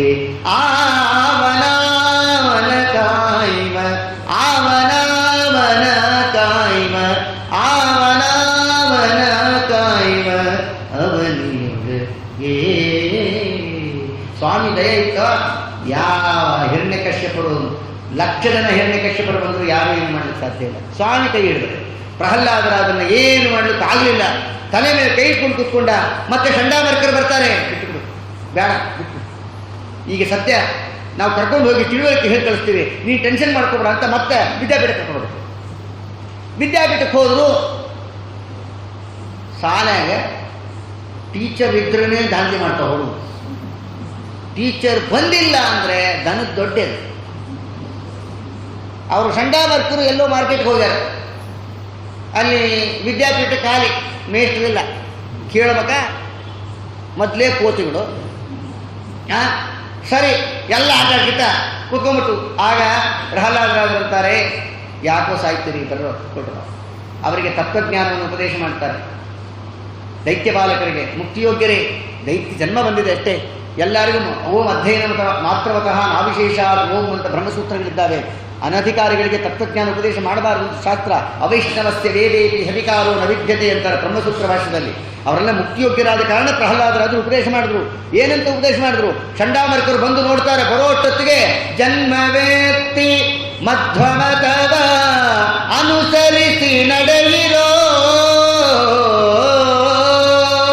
ಜನ್ಮವೆತ್ತಿ ಮಧ್ವಮತವ ಅನುಸರಿಸಿ ನಡೆಯಿರೋ, ಸುಮಾನದಿ ಸಿರಿ ಕೃಷ್ಣ ತನ್ನ ಲೋಕವ ಕೊಡುವನೋ, ಕೃಷ್ಣ ಕೃಷ್ಣ ಕೃಷ್ಣ ಎಂದು 3 ಬಾರಿ ನೆನೆಯಿರೋ. ಯಾವಾಗ ಹರೇ ಕೃಷ್ಣ ನಾರಾಯಣ ಮುಕುಂದ ಮಾಧವ ಮತ್ಸ್ಯ ಕೃತಿಧರ ಜಗದೇ ವೇಷ ವೇದ ವಿಭೌತಕ ಕುರ್ಮ ಸ್ವರೂಪ ಮಂದರ ಹಿರಿದರ ಸೂಕರ ರೂಪ ಭೂಮಿ ವಿದಾರಕ ಜಗದೇ ವೇಷ ಕಾಂಚನ ಲೋಚನ ನರಹರಿ ರೂಪ ದುಷ್ಟ ಹಿರಣ್ಯಕ ಭಂಜನ ದೇವೋ ಜಯ ಮರಾರ್ಜನ ಭಂಜನ ಮೂರ್ತೆ ಜಯ ಗೋಪೀ ಕುಚ ಕುಂಕುಮಂಕಿತಂಗ ಪಾಂಚಾಲಿ ಪರಿಪಾಲನ ದೇವು ಜಯ ಗೋಪೀಧನ ರಂಜನ ಜಯಭು ಜಯರಾಸೋತ್ಸವ ರಥಲಕ್ಷ್ಮೀಕ ಸತತ ಸುಖಾನ್ನವ ಜಯಕಂಜಾಕ್ಷ ಜಯಜನನೀಕರ ಪಾಶುಸುಬದ್ಧ ಹರಣಾನ್ನ ನವನೀತಸ್ಯ ಸುರೇಶ ಬಾಲಕ್ರೀಡನ ಪರದಗೆ ಭಕ್ತಂ ಮುನಿವರ ಮಂದಿತ ಪಾದ ಪದ್ಮೇಶ. ಏನು ಬಂದವರೆಲ್ಲ ವಿಷ್ಣು ಸಹಸ್ರನಾಮ ದ್ವಾದಸ್ತೋತ್ರ ಹೇಳ್ತಾ ಕೂತ್ಕೊಂಡ್ರು. ಚಂಡಾಮರ್ಕರಂದ್ರು, ಅಮ್ಮು ಈತ ಇದ್ರೆ ನಮ್ಮ ಕಾಲೇಜ್ ಲಾಕೌಟ್ ಆಗುತ್ತೆ, ನಿನ್ನ ಸಾವಾಸ ಬೇಡ, ಬಾ ನೀನು ವಾಪಸ್ಸು ಅಂತೇಳಿ ಆ ಪ್ರಹ್ಲಾದರಾಜನ ಕರ್ಕೊಂಡ್ಬಂದು, ತಂದೆ ನಿನ್ನ ಮಗನ ರಿಪೇರಿ ಮಾಡೋ ಶಕ್ತಿ ನಮಗಿಲ್ಲ, ನೀನು ಏನಾದ್ರು ಮಾಡ್ತೀಯ ಅಂತೇಳಿ ಪ್ರಹ್ಲಾದರಾಜನ ಬಿಟ್ಟರು ಕೊಟ್ಟರು. ಪ್ರಹ್ಲಾದರಾಜನ ನೋಡ್ದ, ಸಿಟ್ಟು ಹುಬ್ಬು ಗಂಟು ಹಾಕಿಬಿಟ್ಟಾನೆ. ತುಟಿ ಅದರ್ತಾ ಇದೆ, ಟೆನ್ಷನ್ ಜಾಸ್ತಿ ಆಗಿಬಿಟ್ಟಿದೆ. ಚಿಷ್ಟ ಆಟ ಆಡಿಸ್ತೀನಿ, ತಟಗಿದ್ದರೆ ಎಷ್ಟು ಆಟ ಆಡಿಸ್ತಾನಲ್ಲ ಇವು ನನಗೆ ಅಂತ ಅವ್ರಿಗೆ. ಯಾಕೆ ಗೊತ್ತಾ? ಇಡೀ ಸ್ವರ್ಗಲೋಕದಲ್ಲಿರೋ ದೇವತೆಗಳು ಗಡಗಡ ನಡುತ್ತಾರೆ ನನಗೆ, ರಾಕ್ಷಸರು ನಡುತ್ತಾರೆ, ಪಿಶಾಚಿಗಳು ನಡುತ್ತಾರೆ, ಅಸುರರು ನಡುತ್ತಾರೆ, ಎಲ್ಲರೂ ನಡೆಸ್ತೀನಿ. ಇವನು ಇಷ್ಟಿದ್ದಾನೆ, ಇಷ್ಟು ನನ್ನ ನಡೆಸ್ತಾನ. ಸಿಟ್ಟು ಬಂದ್ಬಿಟ್ಟು ಅವನಿಗೆ ದರ ದರ ದರ ದರ ದರ ಹಿಡ್ಕೊಂಡು ಬಂದ. ನಿಮ್ಮ ದೇವರು ಎಲ್ಲಿದ್ದಾನೆ ಅಂದ. ನಮ್ಮ ದೇವರು ಎಲ್ಲಿಲ್ಲ ಅಂತ ಕೇಳು. ಇಲ್ಲೇ ಹೊಡಿ, ಇಲ್ಲೇ ಕೂತ್ಕೊ, ಏನಾಗುತ್ತೆ ಹೇಳಿದ್ಮೇಲೆ ಎಲ್ಲಿದ್ದ ನಿಮ್ಮ ದೇವರು ಅಲ್ಲ. ನಮ್ಮ ದೇವರು ಎಲ್ಲಿ ಇಲ್ಲ ಅಂತ ಕೇಳ, ಎಲ್ಲಿದ್ದ ಅಂತ ಕೇಳ. ಅಂತರ್ಬಹಿಷ್ಯ ತತ್ಸರ್ವಂ ವ್ಯಾಪ್ಯ ನಾರಾಯಣ ಸ್ಥಾನ. ನಮ್ಮ ಸ್ವಾಮಿ ಹಿಂದೆ ಇದ್ದ ಜಾಗವೇ ಇಲ್ಲ. ಅಣುರೇನು ತೃಣಕಟ್ಟ ಪರಿಪೂರ್ಣ ಗೋವಿಂದ ನಿರ್ಮಲಾತ್ಮಕನಾಗಿ ಇರುವುದೇ ಆನಂದ. ಆದ್ರೂ ಕೇಳ್ದ, ನಿಮ್ಮ ದೇವರು ಎಲ್ಲೆಲ್ಲಿದ್ದಾನೆ ಲಿಸ್ಟ್ ಕೇಳ್ದ ಅವನು. ಅತಲ ವಿತಲ ಸುತಲ ತಲಾತಲ ರಸಾತಲ ಮಹಾತಲ ಪಾತಾಳ ಇದ್ದಾನ? ಇದ್ದಾನೆ. ಭೂಲೋಕ ಭೂಲೋಕ ಸುವರ್ಲೋಕ ಮಹೋಲೋಕ ಜನೋಲೋಕ ತಪಲೋಕ ಸತ್ಯಲೋಕ ಪರ್ಯಂತ ಇದ್ದಾನ? ಇದ್ದಾನೆ. ನವಖಂಡಗಳು ಇದ್ದಾನೆ, ಸಪ್ತ ಸಮುದ್ರಗಳು ಇದ್ದಾನೆ, ಸಪ್ತ ಪರ್ವತಗಳು ಇದ್ದಾನೆ, ಸಪ್ತ ಸಮುದ್ರಗಳು ಇದ್ದಾನೆ, ಪಂಚಭೂತಗಳು, ಪಂಚ ತನ್ಮಾತ್ರಗಳು, ಪಂಚ ಕರ್ಮೇಂದ್ರಿಯ, ಪಂಚ ಜ್ಞಾನೇಂದ್ರಿಯ, ಬುದ್ಧಿ, ಮನಸ್ಸು, ಅಹಂಕಾರ, ಮಹತ್ತತ್ವ, ಅವ್ಯಕ್ತ. ಸುಮ್ಮನೆ ಯಾಕೆ ತಲೆ ಕೆಡಿಸೈತಿ? ನಮ್ಮ ದೇವ್ರು ಎಲ್ಲಿದ್ದಾನೆ ಅಂತ ಕೇಳಿದ್ರೆ ಲಿಸ್ಟ್ ದೊಡ್ಡದಾಗ್ತದೆ. ಎಲ್ಲಿಲ್ಲ ಅಂತ ಕೇಳು, ಒಂದೇ ಉತ್ತರ, ನಮ್ಮ ದೇವ್ರು ಇಲ್ಲದೆ ಜಾಗವೇ ಇಲ್ಲ. ಹೋಗ್ತದೆ, ನಮ್ಮ ದೇವರು ಇಲ್ಲದೆ ಇದ್ದ ಜಾಗವೇ ಇಲ್ಲ ಅಂದ. ಹೌದಾ? ನಿಮ್ಮ ದೇವರು ಎಲ್ಲಿದ್ದಾನೆ ತೋರಿಸು ಅಂತ ಹೇಳಿ ಅನ್ನೋ ಕಾಲಕ್ಕೆ ಆ ಸಂದರ್ಭದಲ್ಲಿ ಸರಸರ ಸಿಂಹಾಸನದಿಂದ ಕೆಳಗೆ ಹಾರಿ ಕಾಲಿಂದ ಜಾಡಿಸಿ ಒದ್ದು ಕಂಬಕ್ಕೆ ಖಡ್ಗೆ ತಗೊಂಡು ಹೊಡೆದ. ಹೊಡೆದಂತು ಎಲ್ಲೋ ಇದ್ದೋ ಮಲ್ಕೊಂಡೇನೋ ಹೊಡೆದ್ನಾ? ಸತ್ಯಂ ವಿಧಾತಂ ನಿಜಭೃತ್ಯ ಭಾಷಿತಂ ವ್ಯಾಪ್ತಿಂ ಚು ಭೂತೇಷು ಜಲೇಷು ತತ್ಪನಃ ಅದೃಶ್ಯತ ತತ್ತದ್ಭುತ ರೂಪಮುದ್ವಹನ್ ಸ್ತಂಭೇ ಸಮಾಯಾಂ ನ ಮೃಗಂ ನ ಮಾನುಷಂ. ಮಂಗಳ ತತ್ಕುಂಬ ಗುರ್ ಗುರ್ ಗುರ್ ಗುರ್ ಗುರ್ ಅಂತ ನಮ್ಮ ಸ್ವಾಮಿ ಕಂಬದಿಂದ ಹಾರದಂತೆ ಎದೆ ಉಳ್ಕೊಂಬಿಟ್ಟ ಹಿರಣ್ಯಕಶಿಪ. ಹೇಗಿತ್ತು ನರಸಿಂಹದೇವರೆಂಬ ಕಾಡ್ಗಿಚ್ಚಿನ ಮುಂದೆ ಹಿರಣ್ಯಕಶಿಪ ಒಂದು ದೀಪರು ನಿಲ್ಕೊಳ್ಳೋ ಇದ್ದಂಗಿದ್ನು. ಹಾರ್ದು ಅನಾಮತ್ತಾಗಿ ಪರಮಾತ್ಮ ಎತ್ಕೊಂಡು ಹೋಗಿ ತೊಡೆ ಮೇಲೆ ಹಾಕ್ತ. ಎಲ್ಲೋ ಮೂರ್ಖ, ನನ್ನ ಮಗನ ಹತ್ರ ಬರ ತಗೊಂಡಿದ್ದಿ, ಹಗಲು ಸಾಯಬಾರ್ದು ರಾತ್ರಿ ಸಾಯಬಾರ್ದು ಅಂತ. ಹಗಲು ಅಲ್ಲ ರಾತ್ರಿ ಅಲ್ಲ, ಮುಸ್ಸಂಜೆ. ಮೇಲ್ ಸಾಯಬಾರ್ದು ಕೆಳಗೆ ಸಾಯಬಾರ್ದು ಅಂತಿದ್ದಿ, ಮೇಲೂ ಅಲ್ಲ ಕೆಳಗೂ ಅಲ್ಲ, ನನ್ನ ತೊಡೆ ಮೇಲೆ ಕೂರಿಸ್ಕೊಂಡಿದ್ದೀನಿ. ಹೊರಗೆ ಸಾಯಬಾರ್ದು ಒಳಗೆ ಸಾಯಬಾರ್ದು ಅಂತೀನಿ, ಹೊತ್ತಿನ ಮೇಲೆ ಕೂತೀನಿ. ದೇವ ದಾನವ ಯಕ್ಷ ರಾಕ್ಷಸರ ಕಿನ್ನರ ಕಿಂಪುರುಷನಿಂದ ಸಾಯಬಾರ್ದು ಅಂತಿದ್ದರು. ಯಾರು ನಾನಲ್ಲ, ಅವರನ್ನೆಲ್ಲ ಮೀರಿದವನು. ಆಯುಧ ಅಸ್ತ್ರಶಸ್ತ್ರಗಳಿಂದ ಸಾಯಬಾರ್ದು ಅಂತ. ಅಸ್ತ್ರವೋ ಅಲ್ಲ ಶಸ್ತ್ರೋ ಅಲ್ಲ, ನೋಡು ನನ್ನ ನಖ ಅಂತ ಹಾಕಿಬಿಟ್ಟು ಹಿಂಗೆ ಬಗದ್ರೆ ರಕ್ತ ಚಿಮ್ಮಿ ಪರಮಾತ್ಮನ ಮೈ ಮೇಲೆ ಬಿಟ್ಟದ್ದು. ವಿಜೇಂದ್ರ ಸ್ವಾಮಿಗಳು ಸ್ತೋತ್ರ ಮಾಡ್ತಾರೆ. ಭೋಖಂಡಂ ಬಾರಣಂಡಂ ಪರವರ ವೆರಡಂ ಡಂಪಡಂ ಕೋರ್ಡಂಪಂ ಡಿಂಗ್ ಡಿಂಗ್ ಡಿಂಗ್ ಡಿಂಗ್ ಡಿಡಿಂಬಂ ದಹಮಪಿ ದಹಮೈ ದಂಪದಂ ಪೈಶ್ಚದಂಪೈಃ ತುಲ್ಯಾಸ್ತುಲ್ಯಾಸ್ತುರುಲ್ಯಾಹ ಧುಮಧಮ ಧುಮಕೈಃ ಕುಂಕುಮಂಕೈ ಕುಮಂಕೈಃ ಏತತ್ತೇ ಪೂರ್ಣಯುಕ್ತಂ ಹರಹ ಗರಹ ಪಾತು ಮಾಂ ನರಸಿಂಹ. ಏನು ಗುರ್ರ್ ಗುರ್ರ್ ಗುರ್ರ್ ಅಂತ ಇದ್ದಾನೆ ಸ್ವಾಮಿ. ಲಕ್ಷ್ಮೀದೇವಿ ಹತ್ರ ಹೋದಂತೆ ಗುರ್ರಂದ, ಅಮ್ಮೋ ಅಂದ್ಲಕ್ಕೆ. ಗಂಡನ ಸಿಟ್ಟು ಬಂದಾಗ ಅವನ ಆಫೀಸಿಂದ ಬರೋ ಕಾಲಕ್ಕೆ ಅವನ ಮುಖ ನೋಡ್ಬಿಟ್ಟೆ ತಿಳ್ಕೊಂಡ್ಬಿಡ್ಬೇಕು. ಅವನು ಯಾಕೋ ಒಂದು ಮನೆ ಹಂಗೂ ಹಿಂಗೂ ಇದ್ದಾನಂದ್ರೆ ಅಡಿಗೆ ಮನೆ ಸಿಕ್ಕೊಂಡ್ಬಿಡ್ತಾರೆ, ಮಾತಾಡ್ಸಕ್ಕೆ ಹೋಗ್ಬಾರ್ದು. ಆಕೆ ಲಕ್ಷ್ಮೀದೇವಿ ಹತ್ರ ಬರ್ತಾಳೆ, ಗುರ್ರಂದ ಹಿಂದಕ್ಕೆ ಸರ್ಕೊಂಡು. ಬ್ರಹ್ಮದೇವರ ಹತ್ರ ಹೋದ್ರು, ಗುರ್ರಂದ. ರುದ್ರದೇವರ ಹತ್ರ ಹೋದ್ರು, ಗುರ್ರಂದ. ಎಲ್ಲ ದೇವತೆಗಳು ಹಿಂದೆ ಸರ್ಕೊಂಡ್ಬಿಟ್ರು. ಬ್ರಹ್ಮದೇವರಂತಾರೆ, ಕೂಸು ಹೋಗು ಬಂಗಾರ, ನಿನಗೋಸ್ಕರ ನಮ್ಮ ಸ್ವಾಮಿ ಅವತಾರ ಮಾಡಿದ್ದಾನೆ, ಹೋಗು. ನರಸಿಂಹದೇವರು ಪ್ರಹ್ಲಾದರಾದ ಸ್ತೋತ್ರ ಮಾಡ್ತಾರೆ. ಸ್ವಾಮಿ, ರಮಾ ಬ್ರಹ್ಮಾದಿಗಳಿಗೆ ಒಲಿದೇ ಇದ್ದ ದೈವ ನನಗೆ ಹೊಲಿಕೆಯ ಸ್ವಾಮಿ. ಎಷ್ಟು ನಾಟಕ ಮಾಡ್ತೀವಿ ನಮ್ಮಪ್ಪ. ಏನೋ ಪ್ರಹ್ಲಾದರಾಜರಿಗೆ ಕೀರ್ತಿ ಬರಲಿ ಅಂತ ಬ್ರಹ್ಮದೇವರು ಆಡಿದ ನಾಟಕ ಅದು. ಅಂತೂ ಪ್ರಹ್ಲಾದರಾಜನ್ನ ಎತ್ತುಕೊಂಡು ಬಲತೊಡೆ ಮೇಲೆ ಕೂಡಿಸ್ಕೊಂಡಂತೆ ಭದ್ರ ನರಸಿಂಹ ಅಂತ ಹೇಳಿ ತಲೆಯಲ್ಲಿ ವಾದ ಮೂಸು ನೋಡ ಮುದ್ದು ಕೊಟ್ಟ ಎಲ್ಲ ಮಾಡ್ದ. ಲಕ್ಷ್ಮೀದೇವಿನ ಎತ್ಕೊಂಡ ಎಡತೊಡೆ ಮೇಲೆ ಕೂಡಿಸ್ಕೊಂಡ ಲಕ್ಷ್ಮೀ ನರಸಿಂಹ. ಪರಮಾತ್ಮ ಅಂದ, ಪ್ರಹ್ಲಾದ ನನ್ನ ನೋಡಿ ಭಯ ಇದೆ ಅಂತ ನಿಮಗೆ? ನನಗೇನು ಭಯ? ನೀನು ನೋಡಿ ಕಣ್ಣು ನೋಡೋ ಪ್ರಳಯಾಗ್ನಿ, ಕಣ್ಣು ಮತ್ತು ನನಗೇನು ಭಯ ಇಲ್ಲ.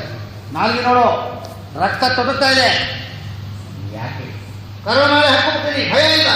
ನನಗೆ ಭಯ ಇಲ್ಲ. ಹಾಗಾದ್ರೆ ನಿನಗೆ ಭಯವೇ ಇಲ್ಲ ಅಂತ? ಭಯ ಇದೆ. ನೀನು ಕೇಳಿದ ಇಷ್ಟಲ್ಲಿ ಭಯ ಇಲ್ಲ, ನನಗೆ ಭಯ ಬೇರೆ. ಏನು? ಸಂಸಾರ ಚಕ್ರ ಕದನ. ಸಂಸಾರ ಚಕ್ರ ಇಲ್ಲ, ಹುಟ್ಟು ಸಾವು ಹುಟ್ಟು ಸಾವು ಹುಟ್ಟು ಸಾವು ಸಂಸಾರ. ಇದ್ರ ಭಯ ಇಲ್ಲ ಸ್ವಾಮಿ. ಇದರಿಂದ ನನ್ನ ಪಾರ ಮಾಡಿಸಿ. ಸರಿ, ನಿನಗೇನು ಬೇಕು ವರ ಕೇಳ್ಕೊ. ನಮ್ಮಪ್ಪ ಕೇಳ್ದ 1000 ವರ.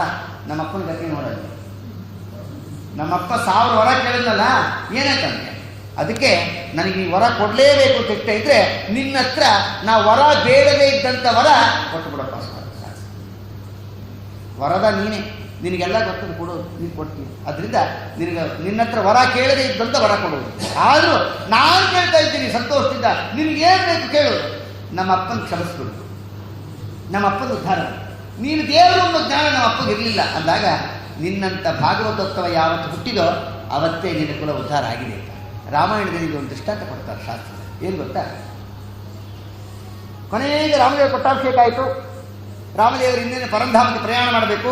ಬ್ರಹ್ಮದೇವರಿಗೆ ಆಜ್ಞೆ ಮಾಡಿದ ಪರಮಾತ್ಮ ಯಾರ್ಯಾರಿಗೆ ಏನೇನು ಕೊಡಬೇಕು ಅಂತ. ಎಲ್ಲರಿಗೂ ಯಾರ್ಯಾರು ಮಾಡಿದ ಸೇವೆಗೆ ಏನೇನು ಗತಿ ಕೊಡಬೇಕು ಅಂತ ಬ್ರಹ್ಮದೇವರು ಲಿಸ್ಟ್ ಮಾಡಿಟ್ರು, ಡಿಸೈಡ್ ಮಾಡಿದ್ರು. ಇನ್ನು ಲಾಸ್ಟ್ ಒಂದೇ ಒಂದು ಕ್ಯಾಂಡಿಡೇಟ್ ಇತ್ತು. ಅದ್ರ ಬಗ್ಗೆ ಬ್ರಹ್ಮದೇವರು ತಮ್ಮ ಒಪಿನಿಯನ್ ಕೊಟ್ಟಿದ್ದಿಲ್ಲ, ರಾಮದೇವ್ರನ್ನೇ ಕೇಳಬೇಕು. ಲಿಸ್ಟಲ್ಲಿ ಯಾರ್ಯಾರು ಜಾಂಬವಂತ ಕಪಿಗಳು ಉಪಲಕ್ಷಣಕ್ಕೆ ಎಲ್ಲರೂ ಯಾರ್ಯಾರು ಏನೇನು ಸೇವೆ ಮಾಡಿದ್ದಾರೋ ಅವರಿಗೆಲ್ಲ ಏನೇನು ಕೊಡಬೇಕು ಅದನ್ನೆಲ್ಲ ಲಿಸ್ಟ್ ಬರೆದಿಟ್ಟಿದ್ದಾರೆ ಬ್ರಹ್ಮದೇವರು. ಆದರೆ ಒಂದೇ ಹೆಸರು ಖಾಲಿ ಕೂತಿತ್ತು. ಏನದು? ಕೈಕೇಯಿ. ಕೈಕೇಯಿ ಏನು ಕೊಡಬೇಕು ಬ್ರಹ್ಮದೇವರು? ರಾಮದೇವರನ್ನೇ ಕೇಳೋಣ ಅಂತ. ಆಗ ಬ್ರಹ್ಮದೇವರು ಲಿಸ್ಟ್ ತಗೊಂಡೋಗಿ ಕೊಟ್ಟರು ರಾಮದೇವರಿಗೆ. ರಾಮದೇವರು ಆ ಲಿಸ್ಟ್ ನೋಡಿದ್ರು. ಯಾಕೆ ಕೈಕೇಯಿ ಏನು ಬರಲಿಲ್ಲ, ಏನು ಬರೀಬೇಕು ಗೊತ್ತಾಗಿಲ್ಲ ಸ್ವಾಮಿ. ಬ್ರಹ್ಮದೇವರು ಬರೀ ಸ್ವರ್ಗ ಅಂತ ಬರೀ. ಕೈಕೇಯಿ ಏನು ಕೊಡಬೇಕು? ಸ್ವರ್ಗ. ಸ್ವಾಮಿ, ನಾನು ಮಾತಾಡ್ತಾ ಇರೋದು ಕೈಕೇಯಿ ಬಗ್ಗೆ ಅಂದರು ಬ್ರಹ್ಮದೇವರು. ಆಗ ರಾಮದೇವರು ಹೇಳಿದ್ರು, ನಾನು ಹೇಳ್ತಾ ಇರೋದು ಕೈಕೇಯಿ ಬಗ್ಗೆನೇ ಅಂತ ರಾಮದೇವರು. ಸ್ವಾಮಿ, ಮತ್ತೆ ಪರ್ಪಾಟ್ ಆಗಿದೇನೋ, ವನವಾಸ 14 ವರ್ಷ ನಿಂತಿ ಇಲ್ಲ, ಒಂದು ಸ್ವಲ್ಪ ಹಂಗು ಆಗಿದೇನು, ಒಂದು ಸ್ವಲ್ಪ ಗಮನ ಕೊಟ್ಟಿರೋ ಇಲ್ಲೋ, ನಾನು ಹೇಳ್ತಾ ಇರೋದು ಕೈಕೇಯಿ ಬಗ್ಗೆ ರಾಮ ಅಂತ ಬ್ರಹ್ಮದೇವರು ಹೇಳಿದ್ರು.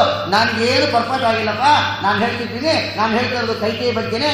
ಭರತನಂತ ಭಾಗವತೋತ್ತಮನಂತ ಮಗನನ್ನು ಯಾವತ್ತು ಕೈಗೆ ಪಡೆದ್ಲೋ ಅವತ್ತೇ ಅವರಿಗೆ ಸ್ವರ್ಗಲೋಕ ಫಿಕ್ಸ್ ಆಗಿದೆ.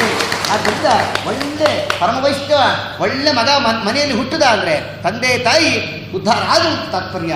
ಅದಕ್ಕೆ ತ್ರಿಸಕ್ತಿರಿಹಿ ಪಿತಾಪೂತಃ ಅಂತಾರೆ ಭಾಗವತದಲ್ಲಿ. ಪ್ರಹ್ಲಾದರಾದಂಥ ಭಾಗವತೋತ್ತಮ ಹುಟ್ಟಿದ ಮೇಲೆ ಹಿರಣ್ಯಕಶ್ಯಪನಿಗೆ ನರಕ ಆಗಲಿಕ್ಕೆ ಸಾಧ್ಯನಾ?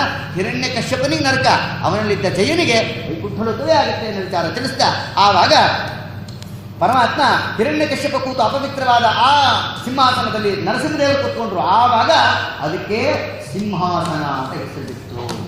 ಅಲ್ಲಿ ತನಕ ಸಿಂಹಾಸನ ಅಂತ ಇರಲಿಲ್ಲ, ಅಲ್ಲಿ ತನಕ ರಾಜಾಸನ ಅಂತ ಕರೀತಿದ್ರು. ರಾಜ ಕೂಡೋ ಆಸನ ಅಲ್ಲ ರಾಜಾಸನ. ಸಿಂಹಾಸನ ಅಂತ ಯಾವಾಗ ಬಂತು? ಸಿಂಹರೂಪನಾದ ನರಹರಿ ಕೂತ ಮೇಲೆ ಅದು ಸಿಂಹಾಸನ ಆಯಿತು. ಸಿಂಹರೂಪನಾದ ನರಹರಿ ಯಾವ ಆಸನದಲ್ಲಿ ಕೂತ್ಕೊಂಡು ಸಿಂಹಾಸನ ಅಂತ ಮಾಡಿದ್ನೋ ಆ ಸಿಂಹಾಸನದಲ್ಲಿ ಕೂತಂತ ಏಕೈಕ ಮೊದಲನೇ ರಾಜರು ಮೊದಲನೇ ಯತಿಗಳು ನಮ್ಮ ರಾಘವೇಂದ್ರ ಸ್ವಾಮಿಗಳೇ ಬರುವುದು. ಆದ್ದರಿಂದ ಮಹಾಸಿಂಹಾಸನಾಧೀಶರಾದ ಅಂತ ಅನ್ಬೇಕಾಗಿದ್ದು ರಾಘವೇಂದ್ರ ಸ್ವಾಮಿಗಳಿಗೆ ಅನ್ನಬೇಕು. ಯಾಕೆ? ಮೊದಲನೇ ಸಿಂಹಾಸನದಲ್ಲಿ ಕೂತ ಮಹಾನುಭಾವರು ಪ್ರಹ್ಲಾದರಾಜರೇ, ಅವರೇ ರಾಘವೇಂದ್ರ ಸ್ವಾಮಿಗಳಾಗಿ ಬಂದಿರೋದು, ವ್ಯಾಸರಾಜ ಮಹಾನುಭಾವರಾಗಿ ಬಂದಿರೋದು. ಆದ್ದರಿಂದ ಇದಕ್ಕೆ ಶ್ರೀಮತ್ ಪರಮಹಂಸ ಪರಿವ್ರಾಜಕಾಚಾರ್ಯ ಪದವಾಕ್ಯ ಪ್ರಮಾಣ ಬಾಲಾಮಾಲಪಾರೀಣ ಸರ್ವತಂತ್ರ ಸ್ವತಂತ್ರ ಶ್ರೀಮದ್ ವೈಷ್ಣವ ಸಿದ್ಧಾಂತ ಪ್ರತಿಷ್ಠಾಪನಾಚಾರ್ಯ ಶ್ರೀಮದ್ ಮಧ್ವಾಚಾರ್ಯ ಸಾಕ್ಷಾತ್ ಪರಂಪರ ಹಿಂಗೆಲ್ಲ ಹೇಳಿಕೊಟ್ಟಾಗ ಸಿಂಹಾಸನ ವೇದಾಂತ ವಿದ್ಯಾಸಿಂಹಾಸನಾಧೀಶರಾದ ಅಂತ ಶ್ರೀಮದಾಚಾರ್ಯರ ಸಾಕ್ಷಾತ್ ಪ್ರಾಮಾಣಿಕವಾಗಿ ಶ್ರೀಮದಾಚಾರ್ಯ ಪರಂಪರೆಯಲ್ಲಿ ಬಂದ ಮಹಾನುಭಾವರಿಗೆ ಸಿಂಹಾಸನಾಧೀಶರು ತಂದೆ ಹೊರತು ಸಿಕ್ಕೋರಿಗೆಲ್ಲ ಸಿಂಹಾಸನಾಧೀಶರು ಅನ್ನೋದು ಹುಚ್ಚು ಲೆಕ್ಕ ಅಷ್ಟೇ. ಈ ರೀತಿಯಾಗಿ ಯಥಾ ಪ್ರಕಾರವಾಗಿ ಸರ್ವೋತ್ತಮನಾದ ಪರಮಾತ್ಮನ ಅನುಗ್ರಹಕ್ಕೆ ಪಾತ್ರರಾದ ನಮ್ಮ ಪ್ರಹ್ಲಾದರದನ್ನ ಸಿಂಹಾಸನದಲ್ಲಿ ಕೂಡಿಸಿ ಅವರನ್ನ ವೇದಾಂತ ಸಿಂಹಾಸನಾಧೀಶರಾದ ಅನ್ನುವ ಮಾತು ಪ್ರಹ್ಲಾದರಾಜರಿಗೆ ಅರ್ಥಾತ್ ವ್ಯಾಸರಾಜರಿಗೆ ವಾದಿರಾಜರಿಗೆ ರಾಘವೇಂದ್ರ ಸ್ವಾಮಿಗಳಿಗೆ ಪದ್ಮನಾಭ ತೀರ್ಥರಿಗೆ ನರಹರಿ ತೀರ್ಥರಿಗೆ ಮಾಧವ ತೀರ್ಥರಿಗೆ ಅಕ್ಷೋಪ ತೀರ್ಥರಿಗೆ ಜಗತೀರ್ಥರಿಗೆ ಉಪಲಕ್ಷಣತೆಯ ಪರಂಪರೆಯ ಸತ್ಪರಂಪರೆಯಲ್ಲಿ ಪ್ರಾಮಾಣಿಕವಾದ ವಂಶದಲ್ಲಿ ಬಂದ ಮಹಾನುಭಾವರು ಯಾರಿದ್ದಾರೋ ಅವರಿಗೆಲ್ಲ ವೇದಾಂತ ಸಿಂಹಾಸನಾಧೀಶರು ಅಂತಲೇ ಪ್ರಾಮಾಣಿಕವಾಗಿ ಕರೀಬೇಕು ಅನ್ನೋ ಸಿದ್ಧಾಂತವನ್ನು ಅಲ್ಲಿ ತಿಳಿಸ್ತಾರೆ. ಈ ರೀತಿಯಾಗಿ ಅವರಿಗೆ ಪಟ್ಟಾಭಿಷೇಕವನ್ನು ಮಾಡಿ ಆ ಮಹಾನುಭಾವರು ಅಲ್ಪಾಂತ ವಿಶೇಷವಾಗಿ ರಾಜ್ಯಭಾರವನ್ನು ಮಾಡಿ ವಿಶೇಷವಾದ ಭಗವಂತನ ಅನುಗ್ರಹಕ್ಕೆ ಪಾತ್ರರಾಗಿದ್ದಾರೆ ಪ್ರಹ್ಲಾದರಾಜರು ಅಂತಾರೆ. ಹೀಗೆ ನರಸಿಂಹ ಅವತಾರ ಪ್ರಹ್ಲಾದ ಚರಿತ್ರೆಯನ್ನು ಯಾರು ಹೇಳುತ್ತಾರೋ ಅವರಿಗೆ ಕಾಯಿಕ ವಾಚಿಕ ಮಾನಸಿಕವಾಗಿ ಮಾಡಿದ ಪಾಪಗಳು ಹೋಗುವುದರ ಜೊತೆಗೆ ಅನಿಷ್ಟಗಳೆಲ್ಲ ನಿವೃತ್ತಿಯಾಗತ್ತೆ. ಮದುವೆಯಾಗಬೇಕಾದ ಹುಡುಗರುಗಳಿಗೆ ಬಂದ ವಿಘ್ನಗಳ ಪರಿಹಾರವಾಗಿ ಒಳ್ಳೆ ವಿವಾಹ ಜರುಗತ್ತೆ. ಮಕ್ಕಳು ಬೇಕಾದವರಿಗೆ ಮಕ್ಕಳು, ವಿದ್ಯಾ ಬೇಕಾದವರಿಗೆ ವಿದ್ಯಾ, ಮದುವೆ ಆಗಬೇಕಾದವರಿಗೆ ಮದುವೆ, ವಿಶೇಷವಾಗಿ ಜ್ಞಾನ ಬೇಕು ಅನ್ನೋರಿಗೆ ಜ್ಞಾನ, ಮೋಕ್ಷ ಬೇಕು ಅನ್ನೋರಿಗೆ ಮೋಕ್ಷ. ಇಷ್ಟು ಕೊಡ್ತೀವಿ ಅಂತ ನರಸಿಂಹದೇವರೇ ನಿಂತಿದ್ದಾರೆ. ನರಸಿಂಹದೇವರ ಚರಿತ್ರೆ ಪ್ರಹ್ಲಾದರಾಜರ ಚರಿತ್ರೆಯನ್ನ ಕೇಳಿದ ಭಕ್ತರಿಗೆ ಎಲ್ಲರಿಗೂ ಮಂಗಳ ಆಗಲಿ ಅಂತ ಹೇಳ್ತಾ ನಾಳೆ ದಿವಸ ಕೃಷ್ಣಾವತಾರ, ರುಕ್ಮಿಣಿ ಕಲ್ಯಾಣ ಮತ್ತು ಭಾಗವತ ಮಂಗಳ ಮಹೋತ್ಸವ ನಾಳೆ ದಿವಸ ನಡೆಯುತ್ತೆ ಅಂತ ಹೇಳಿ ನವಲಿ ಕೃಷ್ಣಾಚಾರ್ಯ ಹೇಳ್ತಾರೆ.